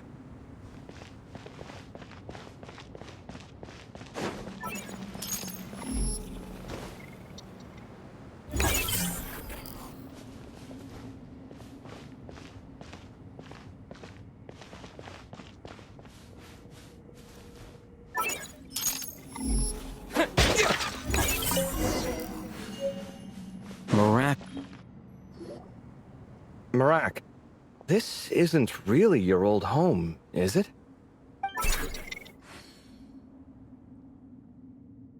No idea what that means, but Marak does sound pretty happy. So, mechanical life forms do have the capacity to miss home. A novel discovery. Well, with Marak leading the way, we should be safe, right?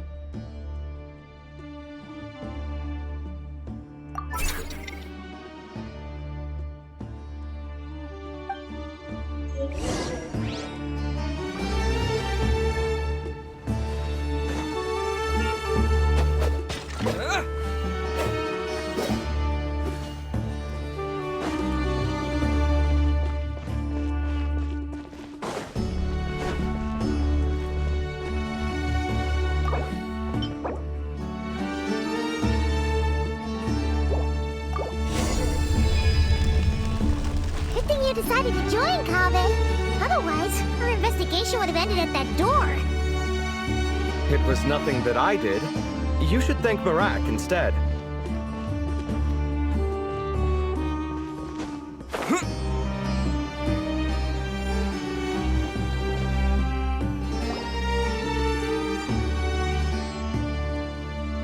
Hold on. At this rate, Paimon's gonna lose her title as best guide to a mechanical suitcase. Aw, thanks. Hey, wait. What do you mean, useless?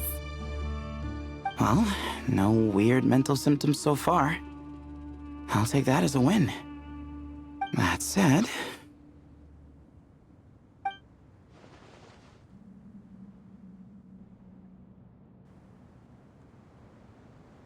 There are 3 doors here. So, we split up. Divide and conquer. Otherwise, this whole thing is in ruins. No pun intended on that last part. I swear. Yeah, that might be our best option.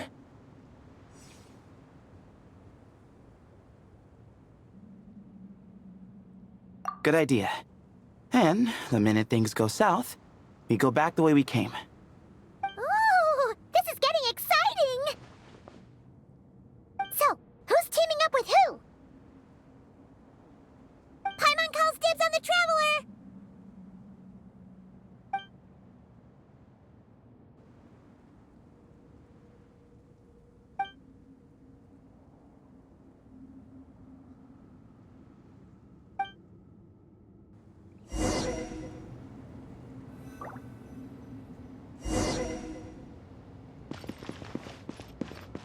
Well, this takes me back.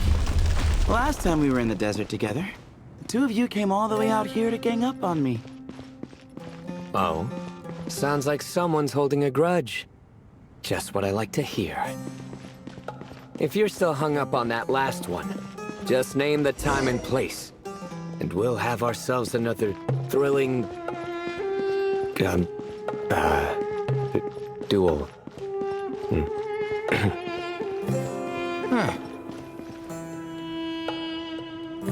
This chamber is huge. I can't even imagine what it's used for. Oh. What's wrong? I seem to have stepped on some kind of stone slab. Huh. There's a pattern on this, but it's hard to make out with all the dust. Huh? Look! The shape seems to match the markings on the ground over there. Let's slot it in and see.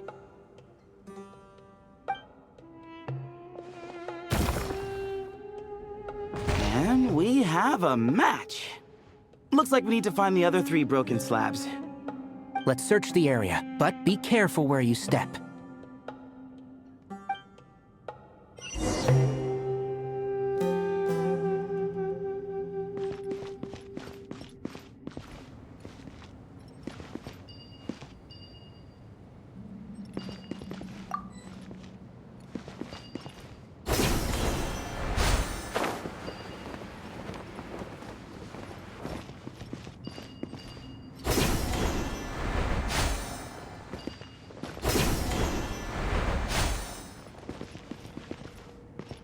Ooh, got one.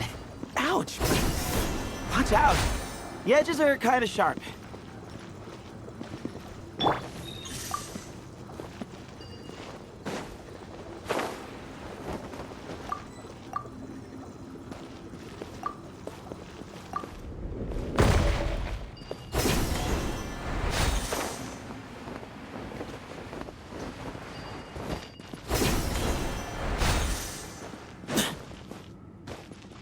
Got the third piece.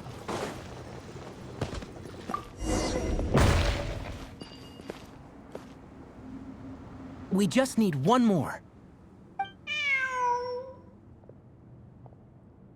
Huh. Look, a cat. Could it be the same one Jer mentioned? I don't think we need to worry about startling him. He doesn't seem afraid of people. Yeah. If anything, it seems like he wants us to follow.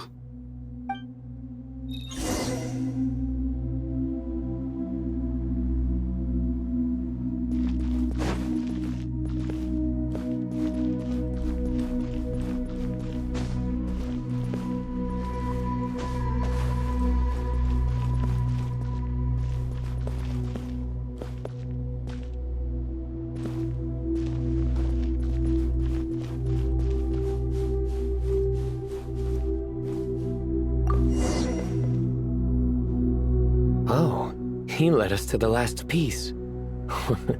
Who's a good kitty?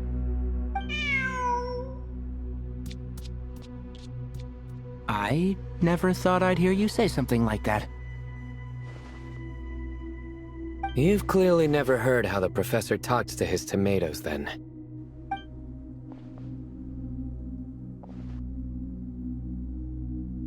All right, well, that's that. Now, we need to figure out how to get rid of all this dust. Behold, the great Vayu Viastra. Be honest. You've been waiting to say that for how long now? Just activate the mechanism.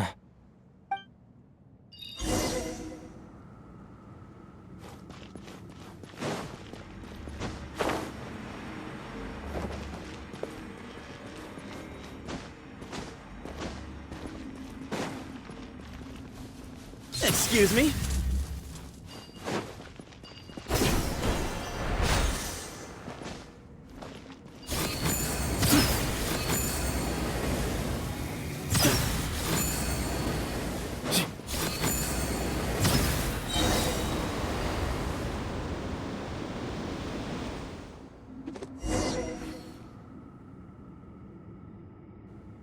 Huh. It worked. It's a picture of... 3 Hermanubises? That can't be right. The ears aren't vertical. Oh, true. And the lugs fall short. My hat is much better looking.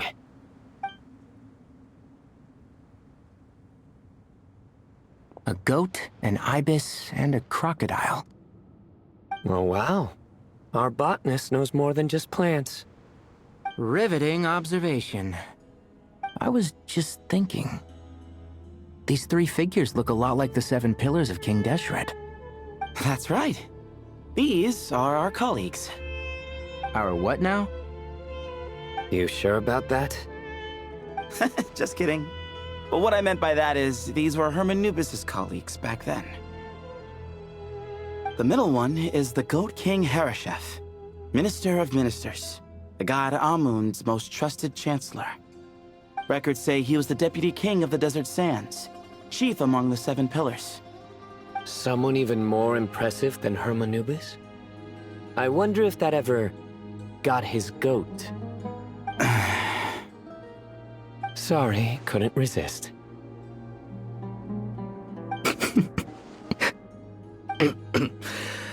Okay, that was a good one. Wait, really?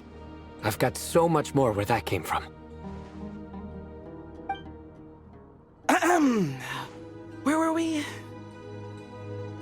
This is Sopik, the Crocodile King, captain of captains. As the name suggests, he was a valiant commander, and had dominion over all weapons of war. And finally, this is the Ibis King Thoth, scribe of scribes. Your memory's pretty impressive. I bet you're almost as good as me at memorizing cards. A scribe? Did he manage archives then?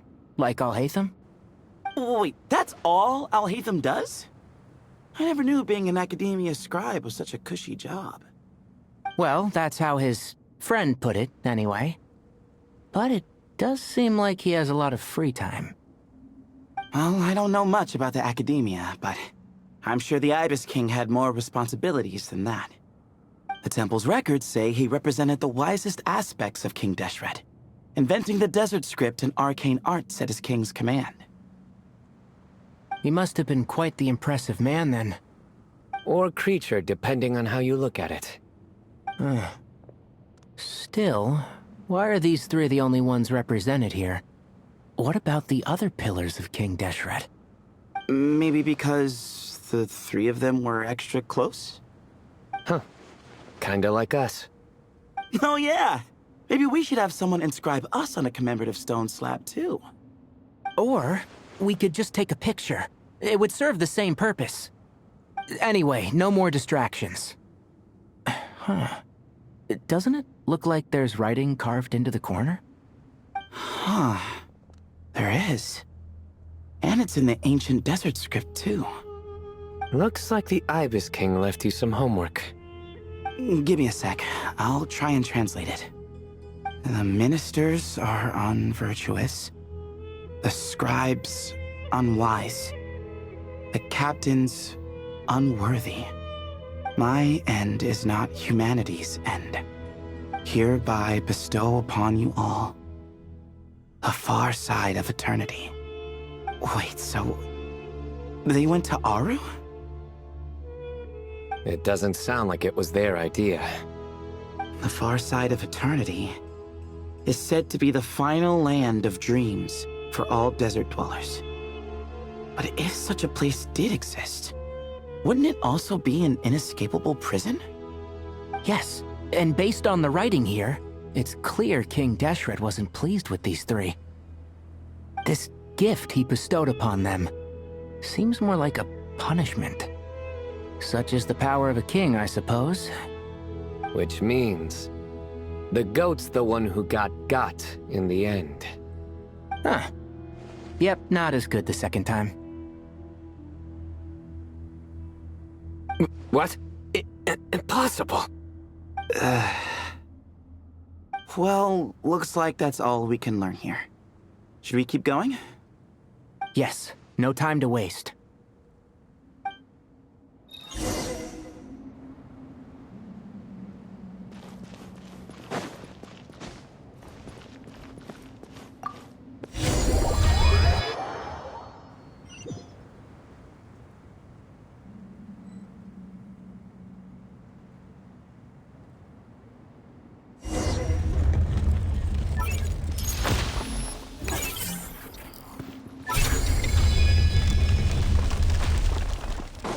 Jeez, who knew a suitcase could be so fast? Marak is nothing like this when it comes to housework. Hey, wait up! A scout's job is to take the lead. Just let Marak figure it out. Easy for you to say. I'll be the one doing the repairs if something happens. Why don't you go scout ahead then? When I think of a comeback, I'll let you know. Oh, Marak stopped. What is it? Found something? Looks like something covered in sand. Let's get it out then. Come on.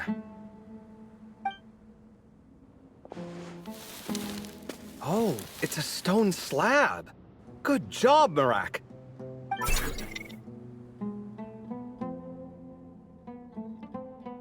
Let's take a look.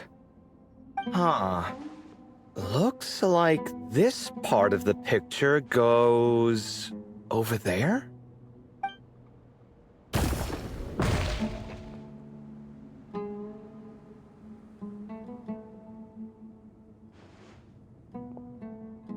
In that case, There must be other pieces. All right, and let's look around. Hey! Why are you sitting down? I thought Marak was helping. Oh, so you do know what that word means. Great. Are we supposed to just sit back while Marak does all the work? No, I doubt you could do that. Exactly. But I can.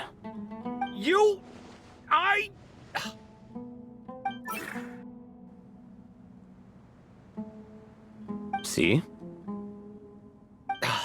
It's all coming back to me. How insufferable it is to work with this no-good, do-nothing... We could be more efficient, I agree. I'll work on this piece.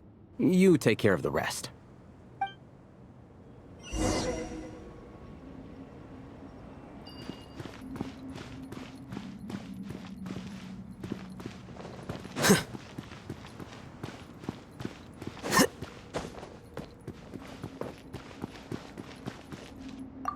Found one!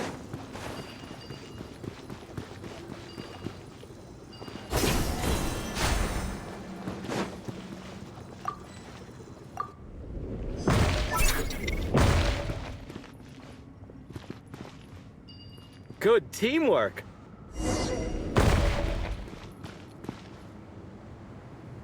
Looks like we found them all. The pieces fit together like a glove. But we can't see what's on them. Turn around. Huh? Look. Oh, I've seen this before. It can create strong winds. Just what we need to clean off the slab. Come on, let's... Hey! Don't worry about me. If I sit here, I won't be in the way. Oh, you don't want to be in the way? Then sit right in front, so the device can blow you straight back to Sumeru City.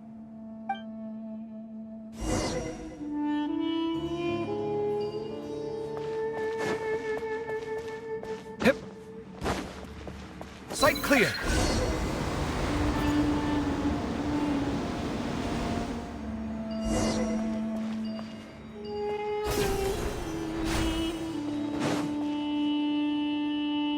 Done. Huh. That's one big cat. And there's a shattered crown.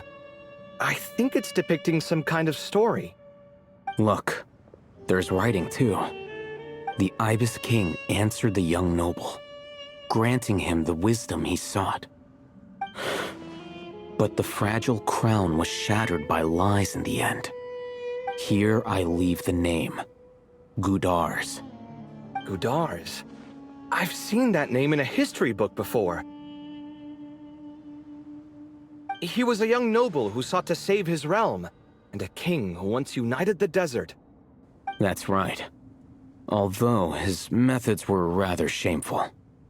During his long reign, he betrayed his family and the nobles who supported him, only realizing the error of his ways after his enemies left him nowhere to turn.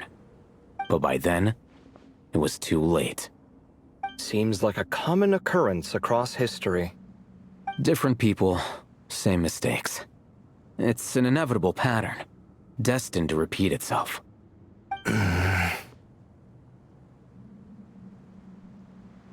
The writing mentions the Ibis King, but a cat is depicted here. Does that mean... So far, what's depicted on the slab seems true to history. In which case, this cat is either a proxy for the Ibis King or a manifestation of said king himself. Exaggeration is a common method ancient records use to highlight a being of higher status. And as we know, Layla and Jur both heard the sound of a cat while escaping the ruin. You're saying the Ibis King, one of the legendary 7 pillars of King Deshret, is here, still helping those in need? I'm saying we can't rule it out.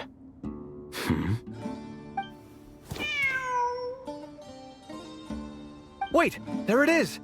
The cat!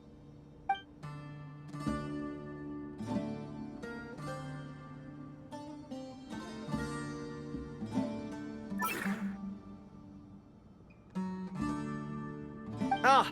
Marak went after him! The cat's showing us the way forward. Come, let's follow. Okay.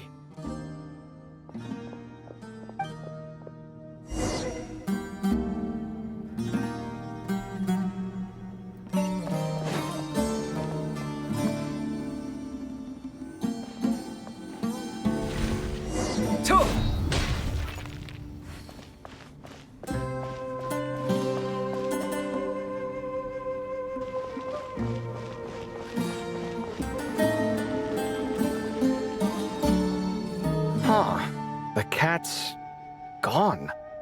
Yes, but look where he led us. Oh.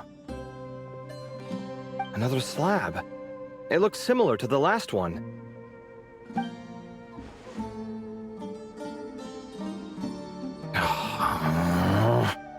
Oh, by all means, take your sweet time. Wouldn't want you to overexert yourself.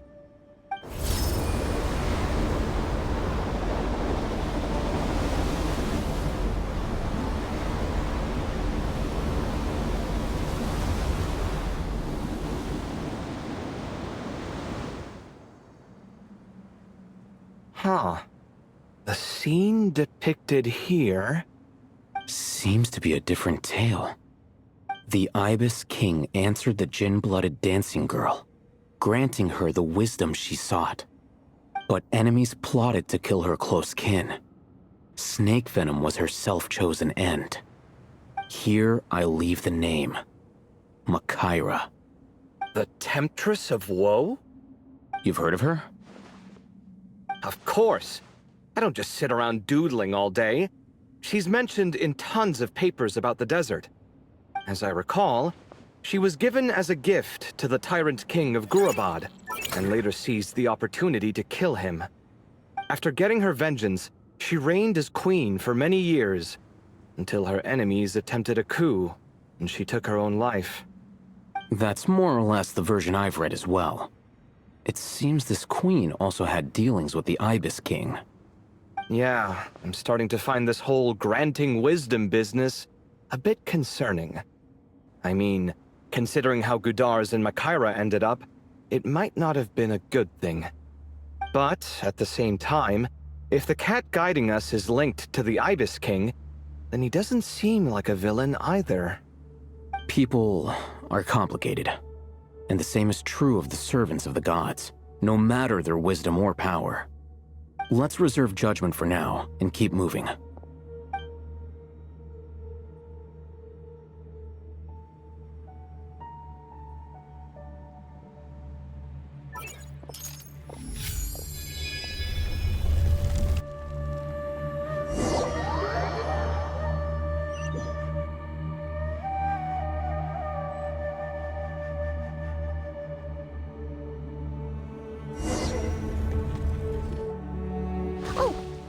To ask earlier, have your memories come back, Layla? No, sorry. To be honest, nothing about this experience feels familiar. Besides, my focus is the stars, so I don't spend a lot of time exploring ancient ruins. Guess that makes us the senior researchers in this scenario. Stick close, all right, Layla? Okay.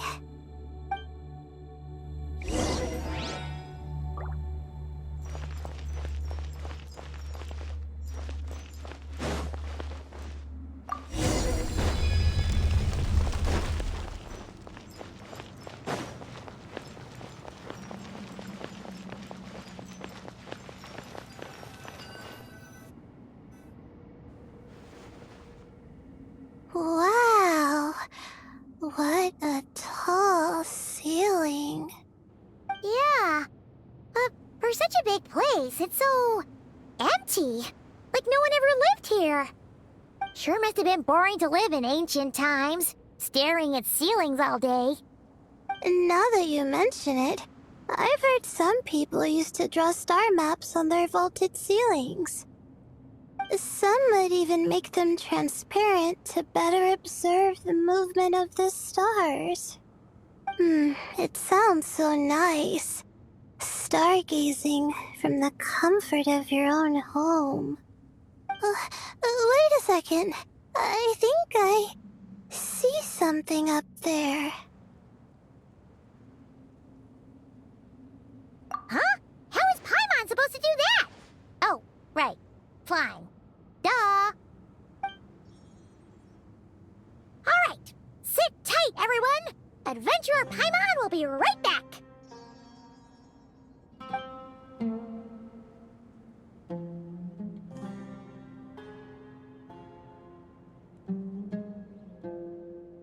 Okay.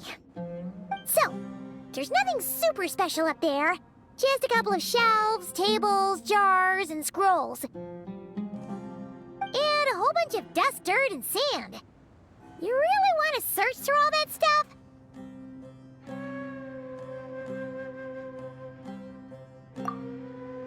Well, when you put it that way... Come on then, let's see what we've got. Paimon's hoping for something super valuable.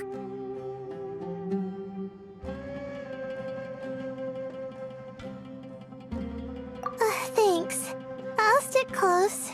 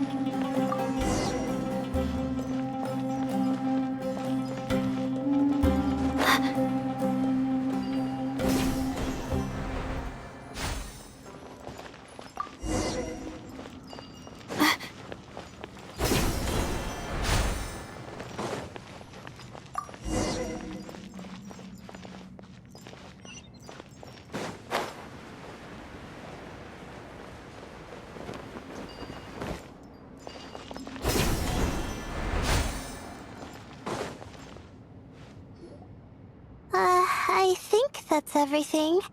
Most of the documents are in the ancient desert script, except these ones. These seem old as well, but the handwriting makes them stand out. Right! Let's arrange them in chronological order before we read through.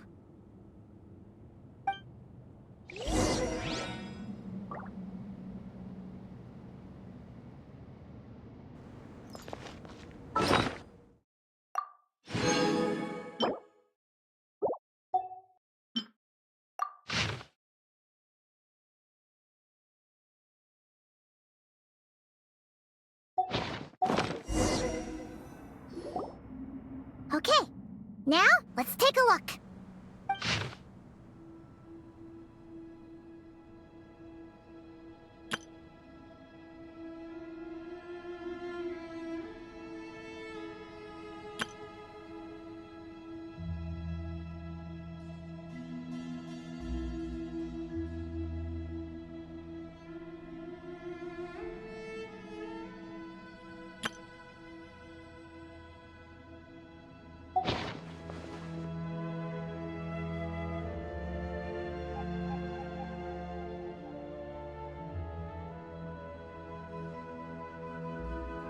Maybe this person fell in by accident, like Mr. Jur and me. Yeah, maybe. But they don't sound super worried about their situation. So, either this person's an ace adventurer, like the Traveler, or some kind of super optimist. An optimist, huh? Oh, I wish I could be that sort of person. That's right! You're detailed and passionate. Great qualities for an adventuring buddy. This optimist seems super obsessed with exploring every corner of this place. That could have gotten them in big trouble for all we know. Well, I appreciate the compliment. It's almost magical how words like that can make you feel like you can do anything. I only wish that magic could last a little longer. Until I figure out my new study topic, at least.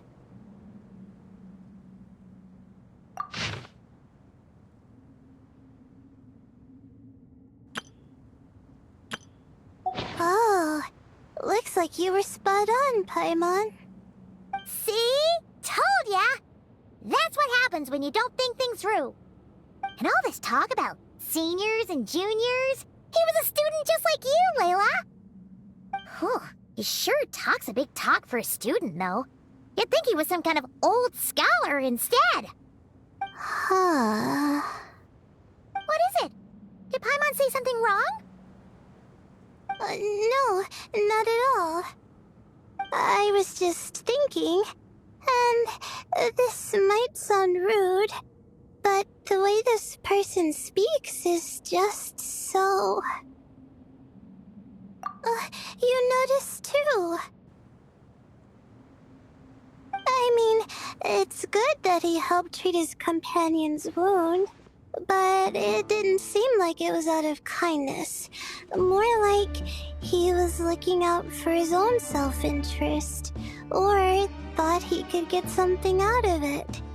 I don't know. Maybe I'm reading too much into it. Yeah. If you're both in this dangerous situation together, wouldn't you mention them at least once? If it were Paimon, she would write down the name of every single person she was with. No one would be able to get away.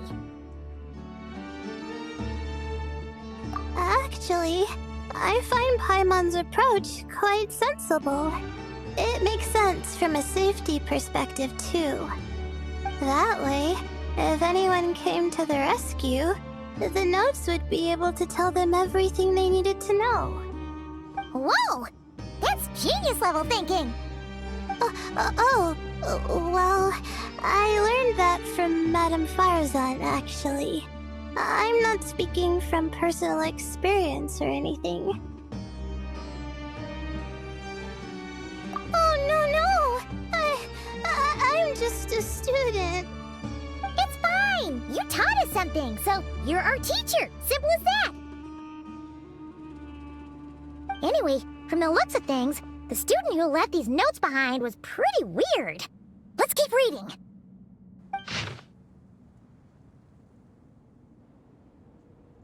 Whoa! Hang on! That's a lot of information. Paimon needs a moment to take this in. The Ibis King. So... did this person actually meet the Ibis King here? Sorry. Who? Jeez, not again! Stop teasing her, Traveler! You know she was asking about Nefer. Anyway, Nefer's, a friend of ours. And she's mentioned the Ibis King before, but not in much detail.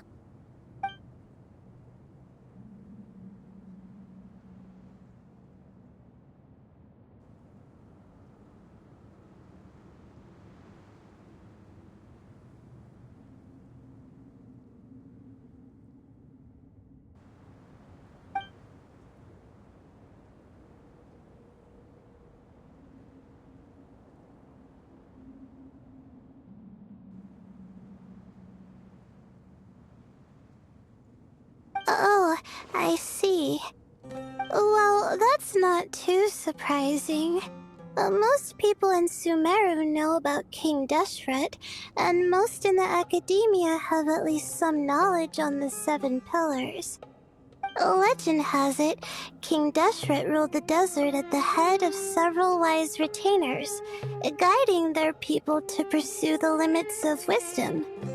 He also left behind treasures for future generations, which continue to be relevant in nearly every research discipline. Now, this message indicates this student and his senior were rescued by the Ibis King.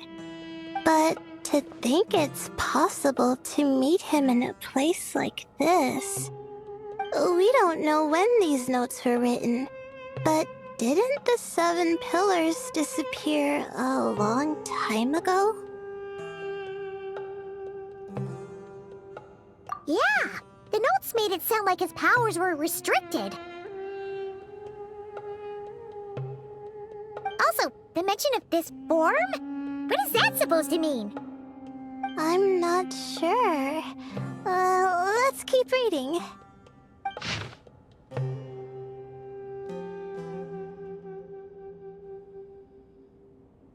Oh, this is the last page.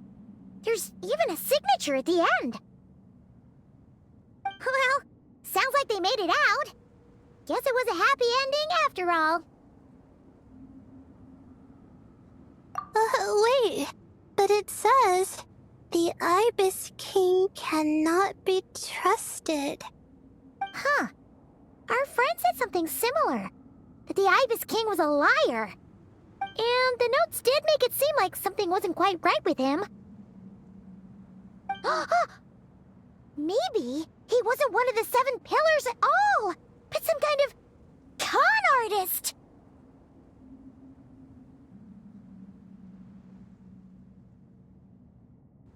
Huh? What's that supposed to mean? I think Paimon raises a good point. Let's keep our guard up just in case. Alright, I think that's all the clues around here. How about we... Oh, it's Marak! That means Kaveh and the others should be around here, right? Hello? Anyone up there? Can you hear us? Yeah, we can! You know, sound travels just fine in an empty chamber like this. You don't have to shout. Of course, if you're shouting to express your excitement at being reunited, by all means, pretend I never said anything. Yelling like this is kinda exhausting. Come on, let's head back down.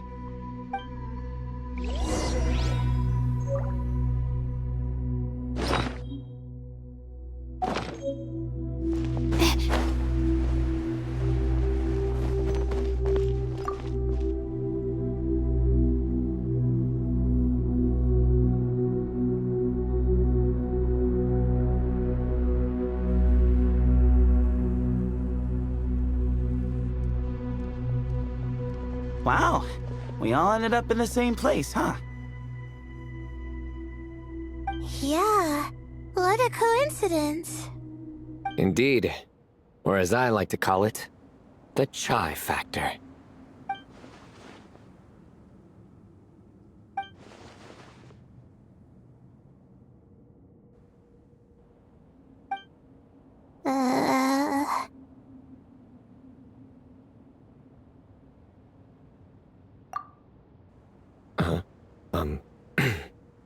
No reply? Just say it. All right. Because it's spice to sweet brew again. Oh, hey, that's a new version. Wait, what? You've never heard that one?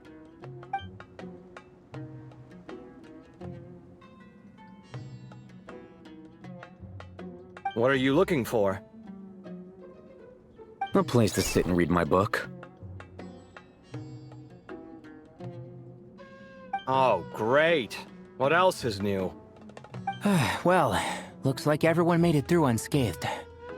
Let's take this chance to get some water, rest a bit, and discuss what we learned. Sound good? Yeah, let's debrief.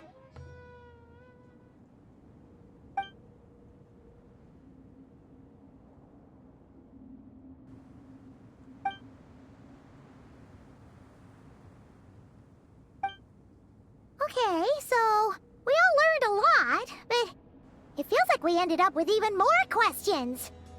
Yeah, but one thing's for sure. This place is tied to the Ibis King in some way. Hey, Sino. You're the current representative of Hermanubis. Can you call him up for a sec? Of course. Just let me sense his presence.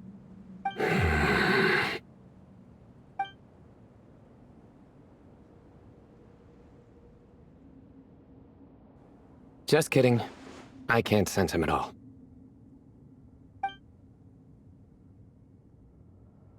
Geez, Sethos. Did you set him up for that one? What are you, a two-man act? Sorry, Herman Nubis isn't like the Ibis King. He can possess me, but I can't talk to him whenever I want. Oh, truly? Does that mean he's gone? I would have liked to reminisce about old times with him. Ah, the cat! It speaks! Of course it speaks. In fact, it is not an it at all. You do me a great offense. My apologies. Esteemed cats, sir?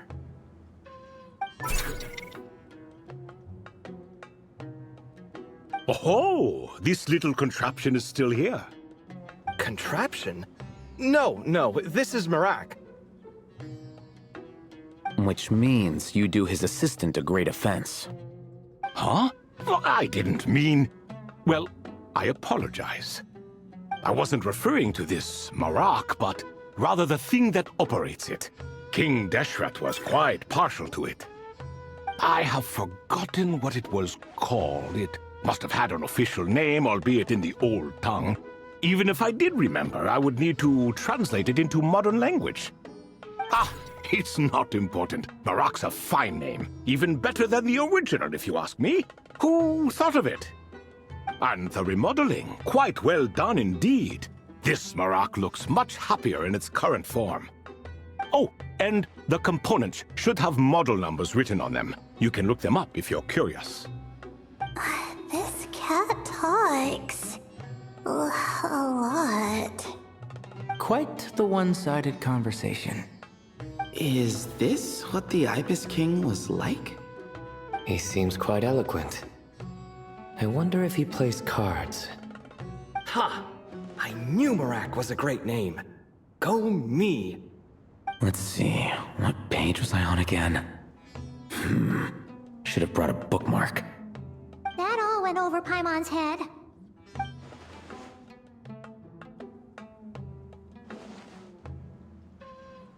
Hello indeed. For you to know my name.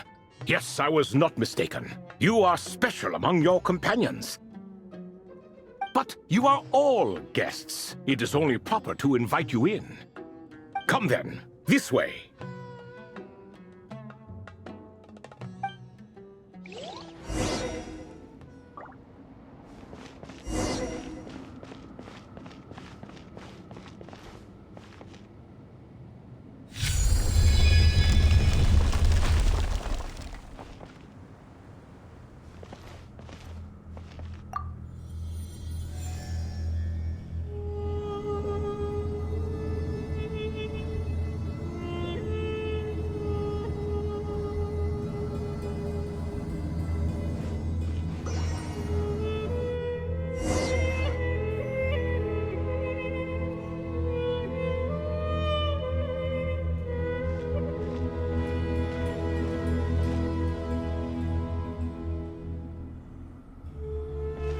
Welcome to my humble abode. Oh, your house sure is spacious, Lord Ibis King. I fear it's not quite what it used to be. In fact, it has long ceased to be my home at all. It belongs to the descendants of the cats I once raised. Such adorable creatures, aren't they? Take the one I'm borrowing here, for instance. A chubby fellow with such lovely fur. Anyway, tradition dictates that a special guest such as yourself be presented with a gift. Alas, it's a first-come, first-served basis, you see. I fear with the passage of time, none are left. What? So the treasure's gone already? Treasure, you say? Not an inaccurate description. Yes, and no. I have the power to grant gifts inaccessible to the masses. The only requirement is answering a question. Not a bad deal, yes? Of course, my questions were given unto me by King Deshret, who in turn received them from the Mistress of Flowers. There are 3, and no more. What causes our rise and fall? What obliterates love and hate? What determines truth and falsehood? The more he talks, the less Paimon understands. I see. That must mean Gudars and Makaira managed to answer 2 of the 3. Ha ha ha ha! Another who understands. Oh, so that's the event those 2 slabs are depicting. Ah, priests and their records. A singular obsession, and quite boring, too. After being imprisoned within Aru, I could, on occasion, take the form of a cat to converse with those around me. But I despised speaking to them. No conversational skills whatsoever. Now, humans like you who stumble in here from time to time, you are much more interesting. Hold on! We're getting off topic again. The 3 questions you just mentioned? What are they for, exactly? Ah, that is a story that begins with King Deshret. And we're in for another long one. Nostalgia for the past is common to us all, is it not? And our king, he was such a proud, solemn man in those days. He watched us speak of the present and the future, of the wisdom we possessed or were about to obtain. We were his proud retainers, confident in our belief that, so long as each one of us used our abilities to the fullest, progress was inevitable. Yet, King Deshret's ambition was not destined to be allowed in a closed-off world such as this, so nothing went as planned. In fact, from the beginning, there were signs an outcome of this nature was inevitable, because although there were 7 pillars, one was forever absent. Al-Ahmar would insist the Dendro Dragon Sovereign was one of us, but the dragon herself rejected that idea. Huh. Like a card you can never seem to draw from your deck. More like a card that was never in the deck to begin with. Alas, that's just who Al-Ahmar was. There was nothing we could do about that. And I always preferred chess to cards. In the end, life grew unbearable for our king. But, of course, those who remain must continue to live on. But subjects like us were less fortunate. After all, the fate of a retainer is decided by the king, including the chance to walk away. So it was then that King Deshret had Kroko, Goti, and I locked up within Aru, where we remain to this day. Kroko. Goti? Ah, of course. You're more familiar with their full names. Sobek, the Crocodile King, and Hereshef, the Goat King. And let me tell you, when it comes to chess, Hereshef was a habitual backseat strategist, always spewing nonsense from the sidelines. Well, Sobek was all too quick to take his terrible advice, to the point where I was the one who got accused of cheating. Chess is an exercise in patience, and that man couldn't sit still to save his life. He could never excel at that game. In fact, neither of them were good at chess. Even so, we played together often, and since I was always the winner, we got along quite well. What are you laughing at? Were we not good friends? No one's laughing. Paimon would never. No, not you. It's Goti. He's laughing for no reason again. Can you not hear him? Ah, right. Of course you can't. The 2 of them are inside Aru, as am I, so only I can hear them. What is even going on here? Has he, started to lose it after being trapped for so long? That does happen to prisoners serving life sentences. Speaking of which, how's Azar doing these days? I doubt he's doing much of anything. Just what I wanted to hear. What is the meaning of this? You doubt my words? I have half a mind to not talk at all. Oh, no. They're not questioning you, Lord Ibis King, just discussing other things. Please, continue. In that case, where were we? Getting to the part about the 3 questions. Hopefully. Ah, yes, we're almost there. Before I entered Aru, King Deshret said I could be released from my eternal seal if I chose humans who could provide the correct answers to those 3 questions. The first person who caught my eye was Gudars. I asked him, "What causes our rise and fall?" He answered, "Conspiracy and betrayal, for it renders the righteous and wise unable to succeed, and thus nations fall." I found his answer quite interesting, so I bestowed upon him the power to deceive. The second human I chose was Makaira. I asked her, "What obliterates love and hate?" She said unto me, "I have nothing left to lose. Vengeance alone can quench both love and hate."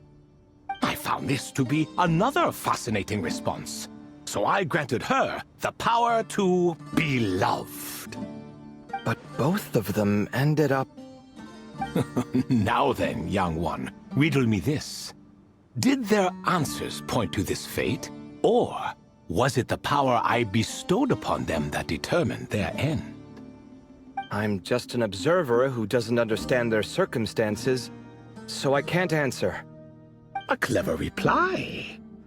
I do not wish to comment either. It is all in the past at this point.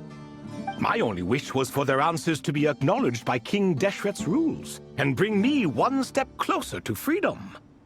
As for the final person, her fate remains to be seen, so I will not reveal her name.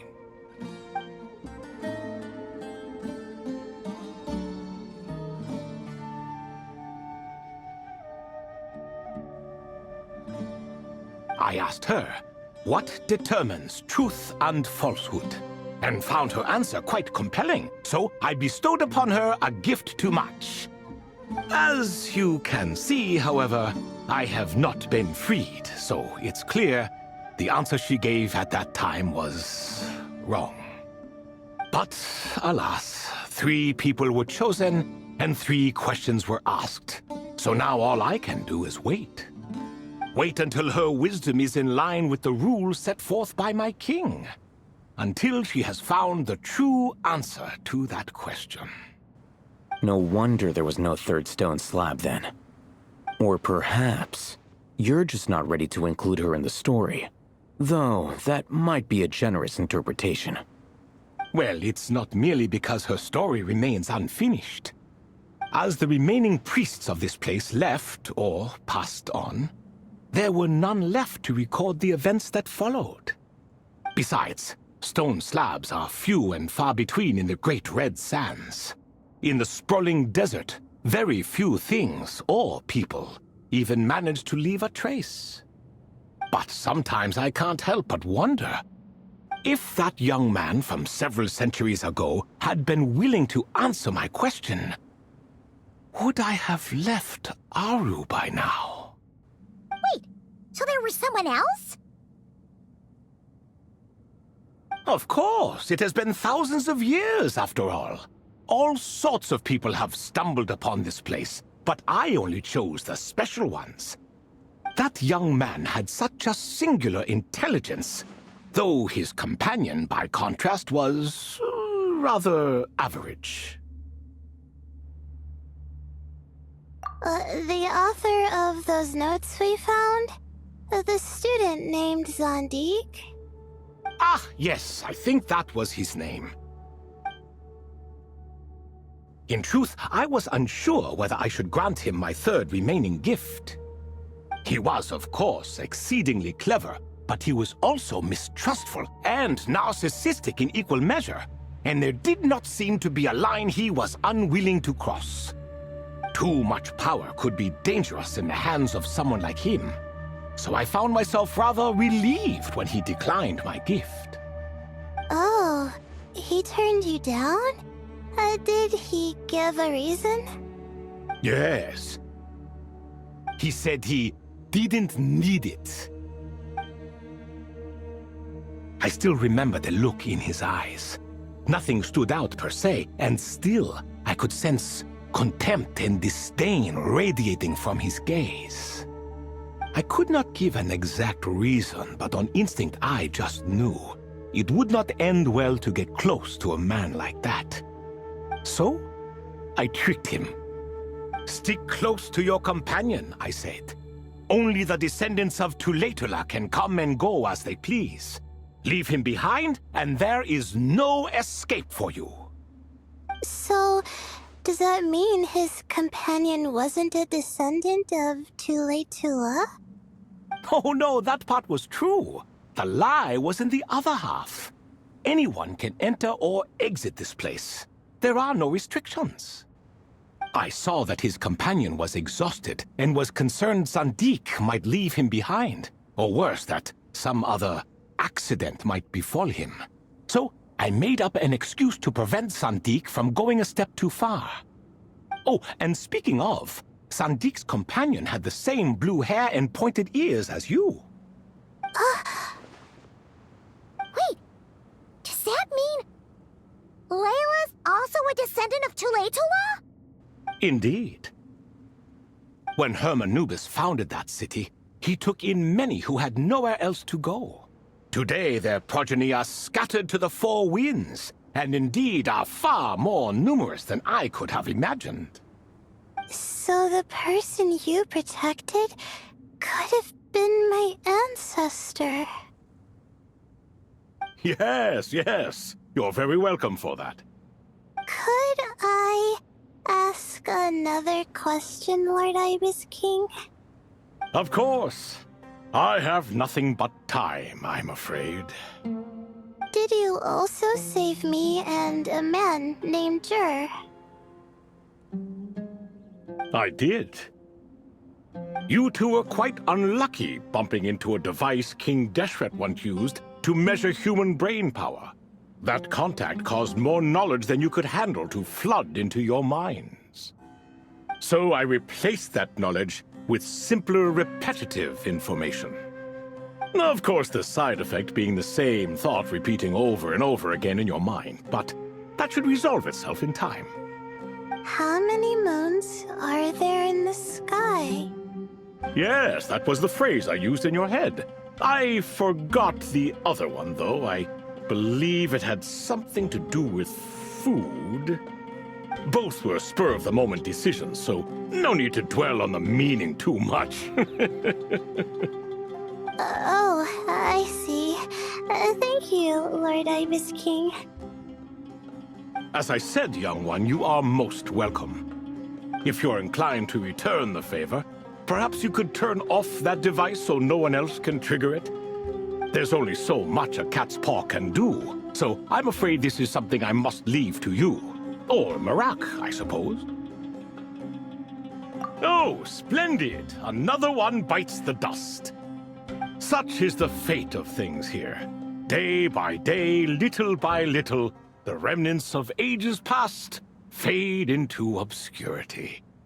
For that reason, the gifts of bygone eras, be they tied to your blood or technological in nature, are not to be revered. They are tools, nothing more. Disrespectful? I simply make the most of what I have. Besides, our king has been gone all these years. What good does it do to revere him now? Oh, are you talking to the Goat King again? No, Croco this time. He's pestering me for another game of chess. Says he wants to even the score. Wishful thinking, if you ask me. If we counted one push-up for every loss, he'd owe me 300,000 by now. Of course, that's just a rough estimate. I've never kept count. It appears that's something you like. Being someone unable to be defeated. I suppose so. All right then. Time for me to extend my winning streak, and for you all to head home.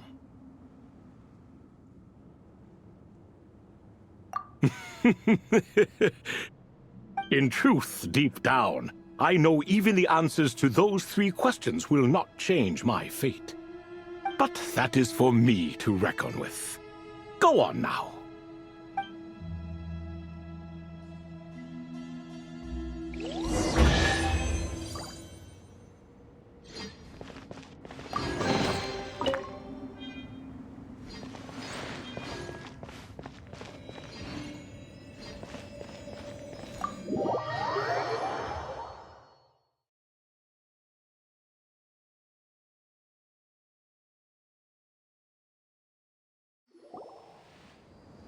Excuse me?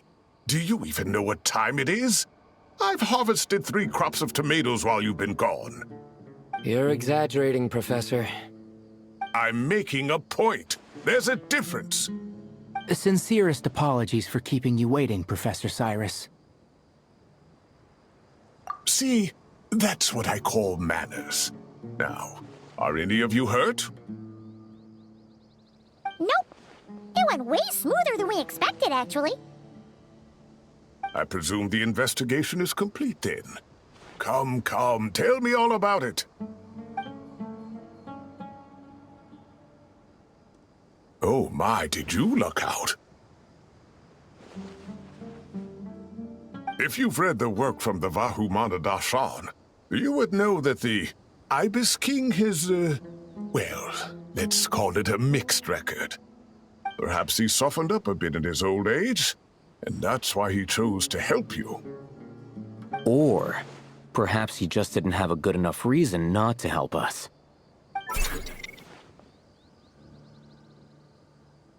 See? Marak agrees. How do you even know that's what Marak meant? That could have just been a happy noise. In any case, there's a lot to be happy about. We figured out what happened to Layla and Jur, and there were some unexpected takeaways too. Yeah, I never expected to learn about my ancestry. I've always thought of myself as just an ordinary student. I never would have even considered something like that could be true. Come to think of it, our ancestors might even have been friends at some point. Huh? You're right. Maybe I should take a trip back home to see if I can find any records about that. Oh, I was just throwing that out there. I wouldn't want you to go to the trouble. It's fine. My advisor gave me a break, and I still have a few days left, so... Oh, wait. My study topic. I haven't made any progress at all. No. I need to focus on that instead.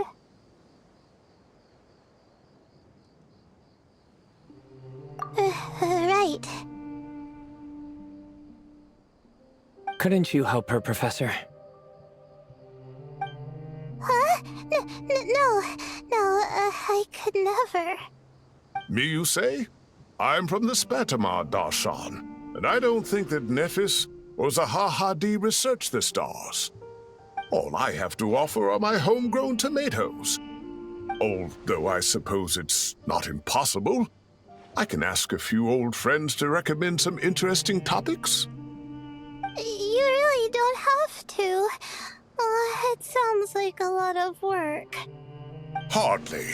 A few passing questions while we water the plants? It's no trouble at all. Thank you so much. Of course. Now it's getting late, and you all must be tired. Let's wrap things up here. Some say desert nights are the sun taking mercy on us after the heat of the day.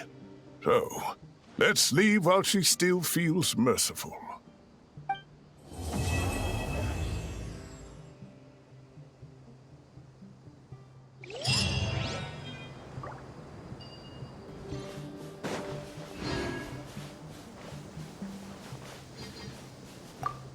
You made it back safe and sound. Glad to see it. I'll have to ask Sethos all about it later. You don't make it out to Gandharvaville often, and there wasn't time for visiting earlier. So why don't you stay a few more days? Sure. Got anything fun planned? Not really. We usually just go camping, do a little fishing, have a barbecue, things like that. Oh, and we invite the Traveler along too if he's in town. Nice! I love camping. And a barbecue is a must. Don't get too excited. You might not know this, but Tainari doesn't use seasoning when he grills. Huh? No way.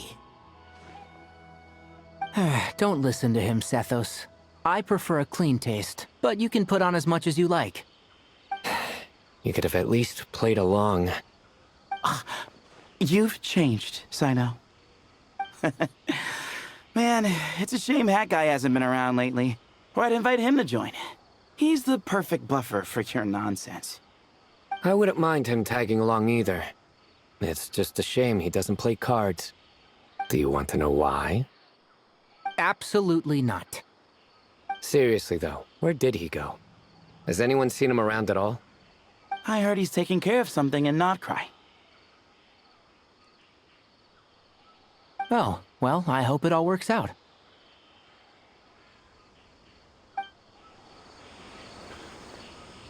I see everything. Rainforest life sure is something.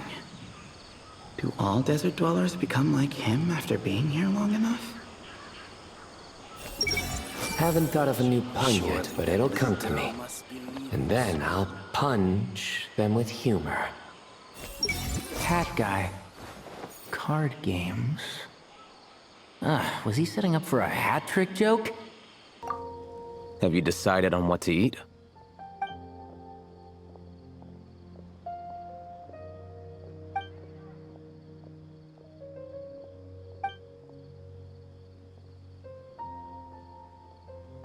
Fine. I'll go ahead and order then. Hey! Wait a minute! So, when you do the thing where you pretend not to hear a question if you don't want to answer, it works like a charm. But not when I do it? That's because you have to use it on the right person. Besides, you really think you can use my own tricks against me? I see everything. Why is it getting so hard to keep up the act? Is a worry-free life too much to ask for? Hey! It's been an eventful day. And it seems someone is intent on not making tonight any easier.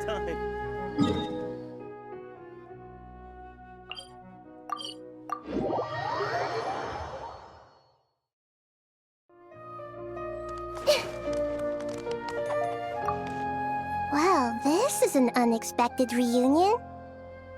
Like, 3 stars of different colors rising in the same sky. What a spectacular occasion! Archon and Miss Nilu from the Zubair Theater. I'm not interrupting anything, am I? Of course not. I'm just relaxing, gazing up at the starry sky. I get a lot of inspiration for new dances when I come here. Oh, I'm also here to get some inspiration. I thought I was the only one who did that. Of course, the inspiration I need has to do with my studies. Well, we might be searching for different things, but in the end, we're both just waiting for that spark to strike. But this time, it wasn't inspiration, but Lesser Lord Kusanali who came knocking instead. How do you know I'm not here searching for that same spark? We must innovate after all, even in dreams. Here, I brought some candied ajilenak nuts. May they bring us all sweet dreams.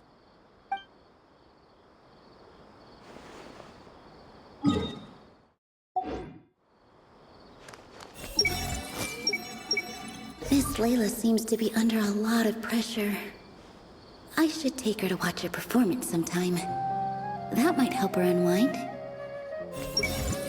3 stars of different colors. Could that be a potential research topic? I should look into that. 3 stars of different...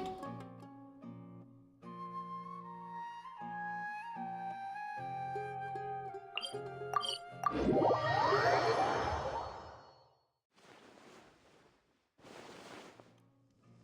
see everything. I guess I'll have to finish that bottle of Hannah beer. With this experience under my belt, of course, this one isn't over yet. But you sounds good. I have a bunch.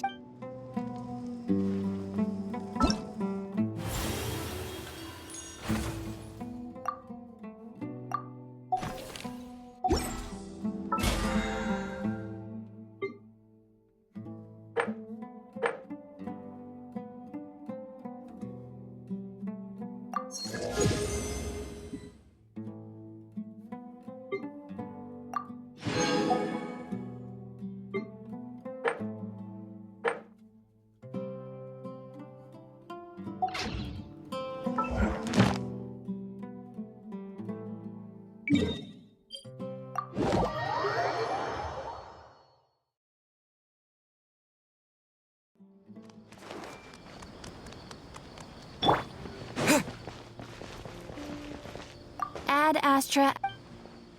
Thank you for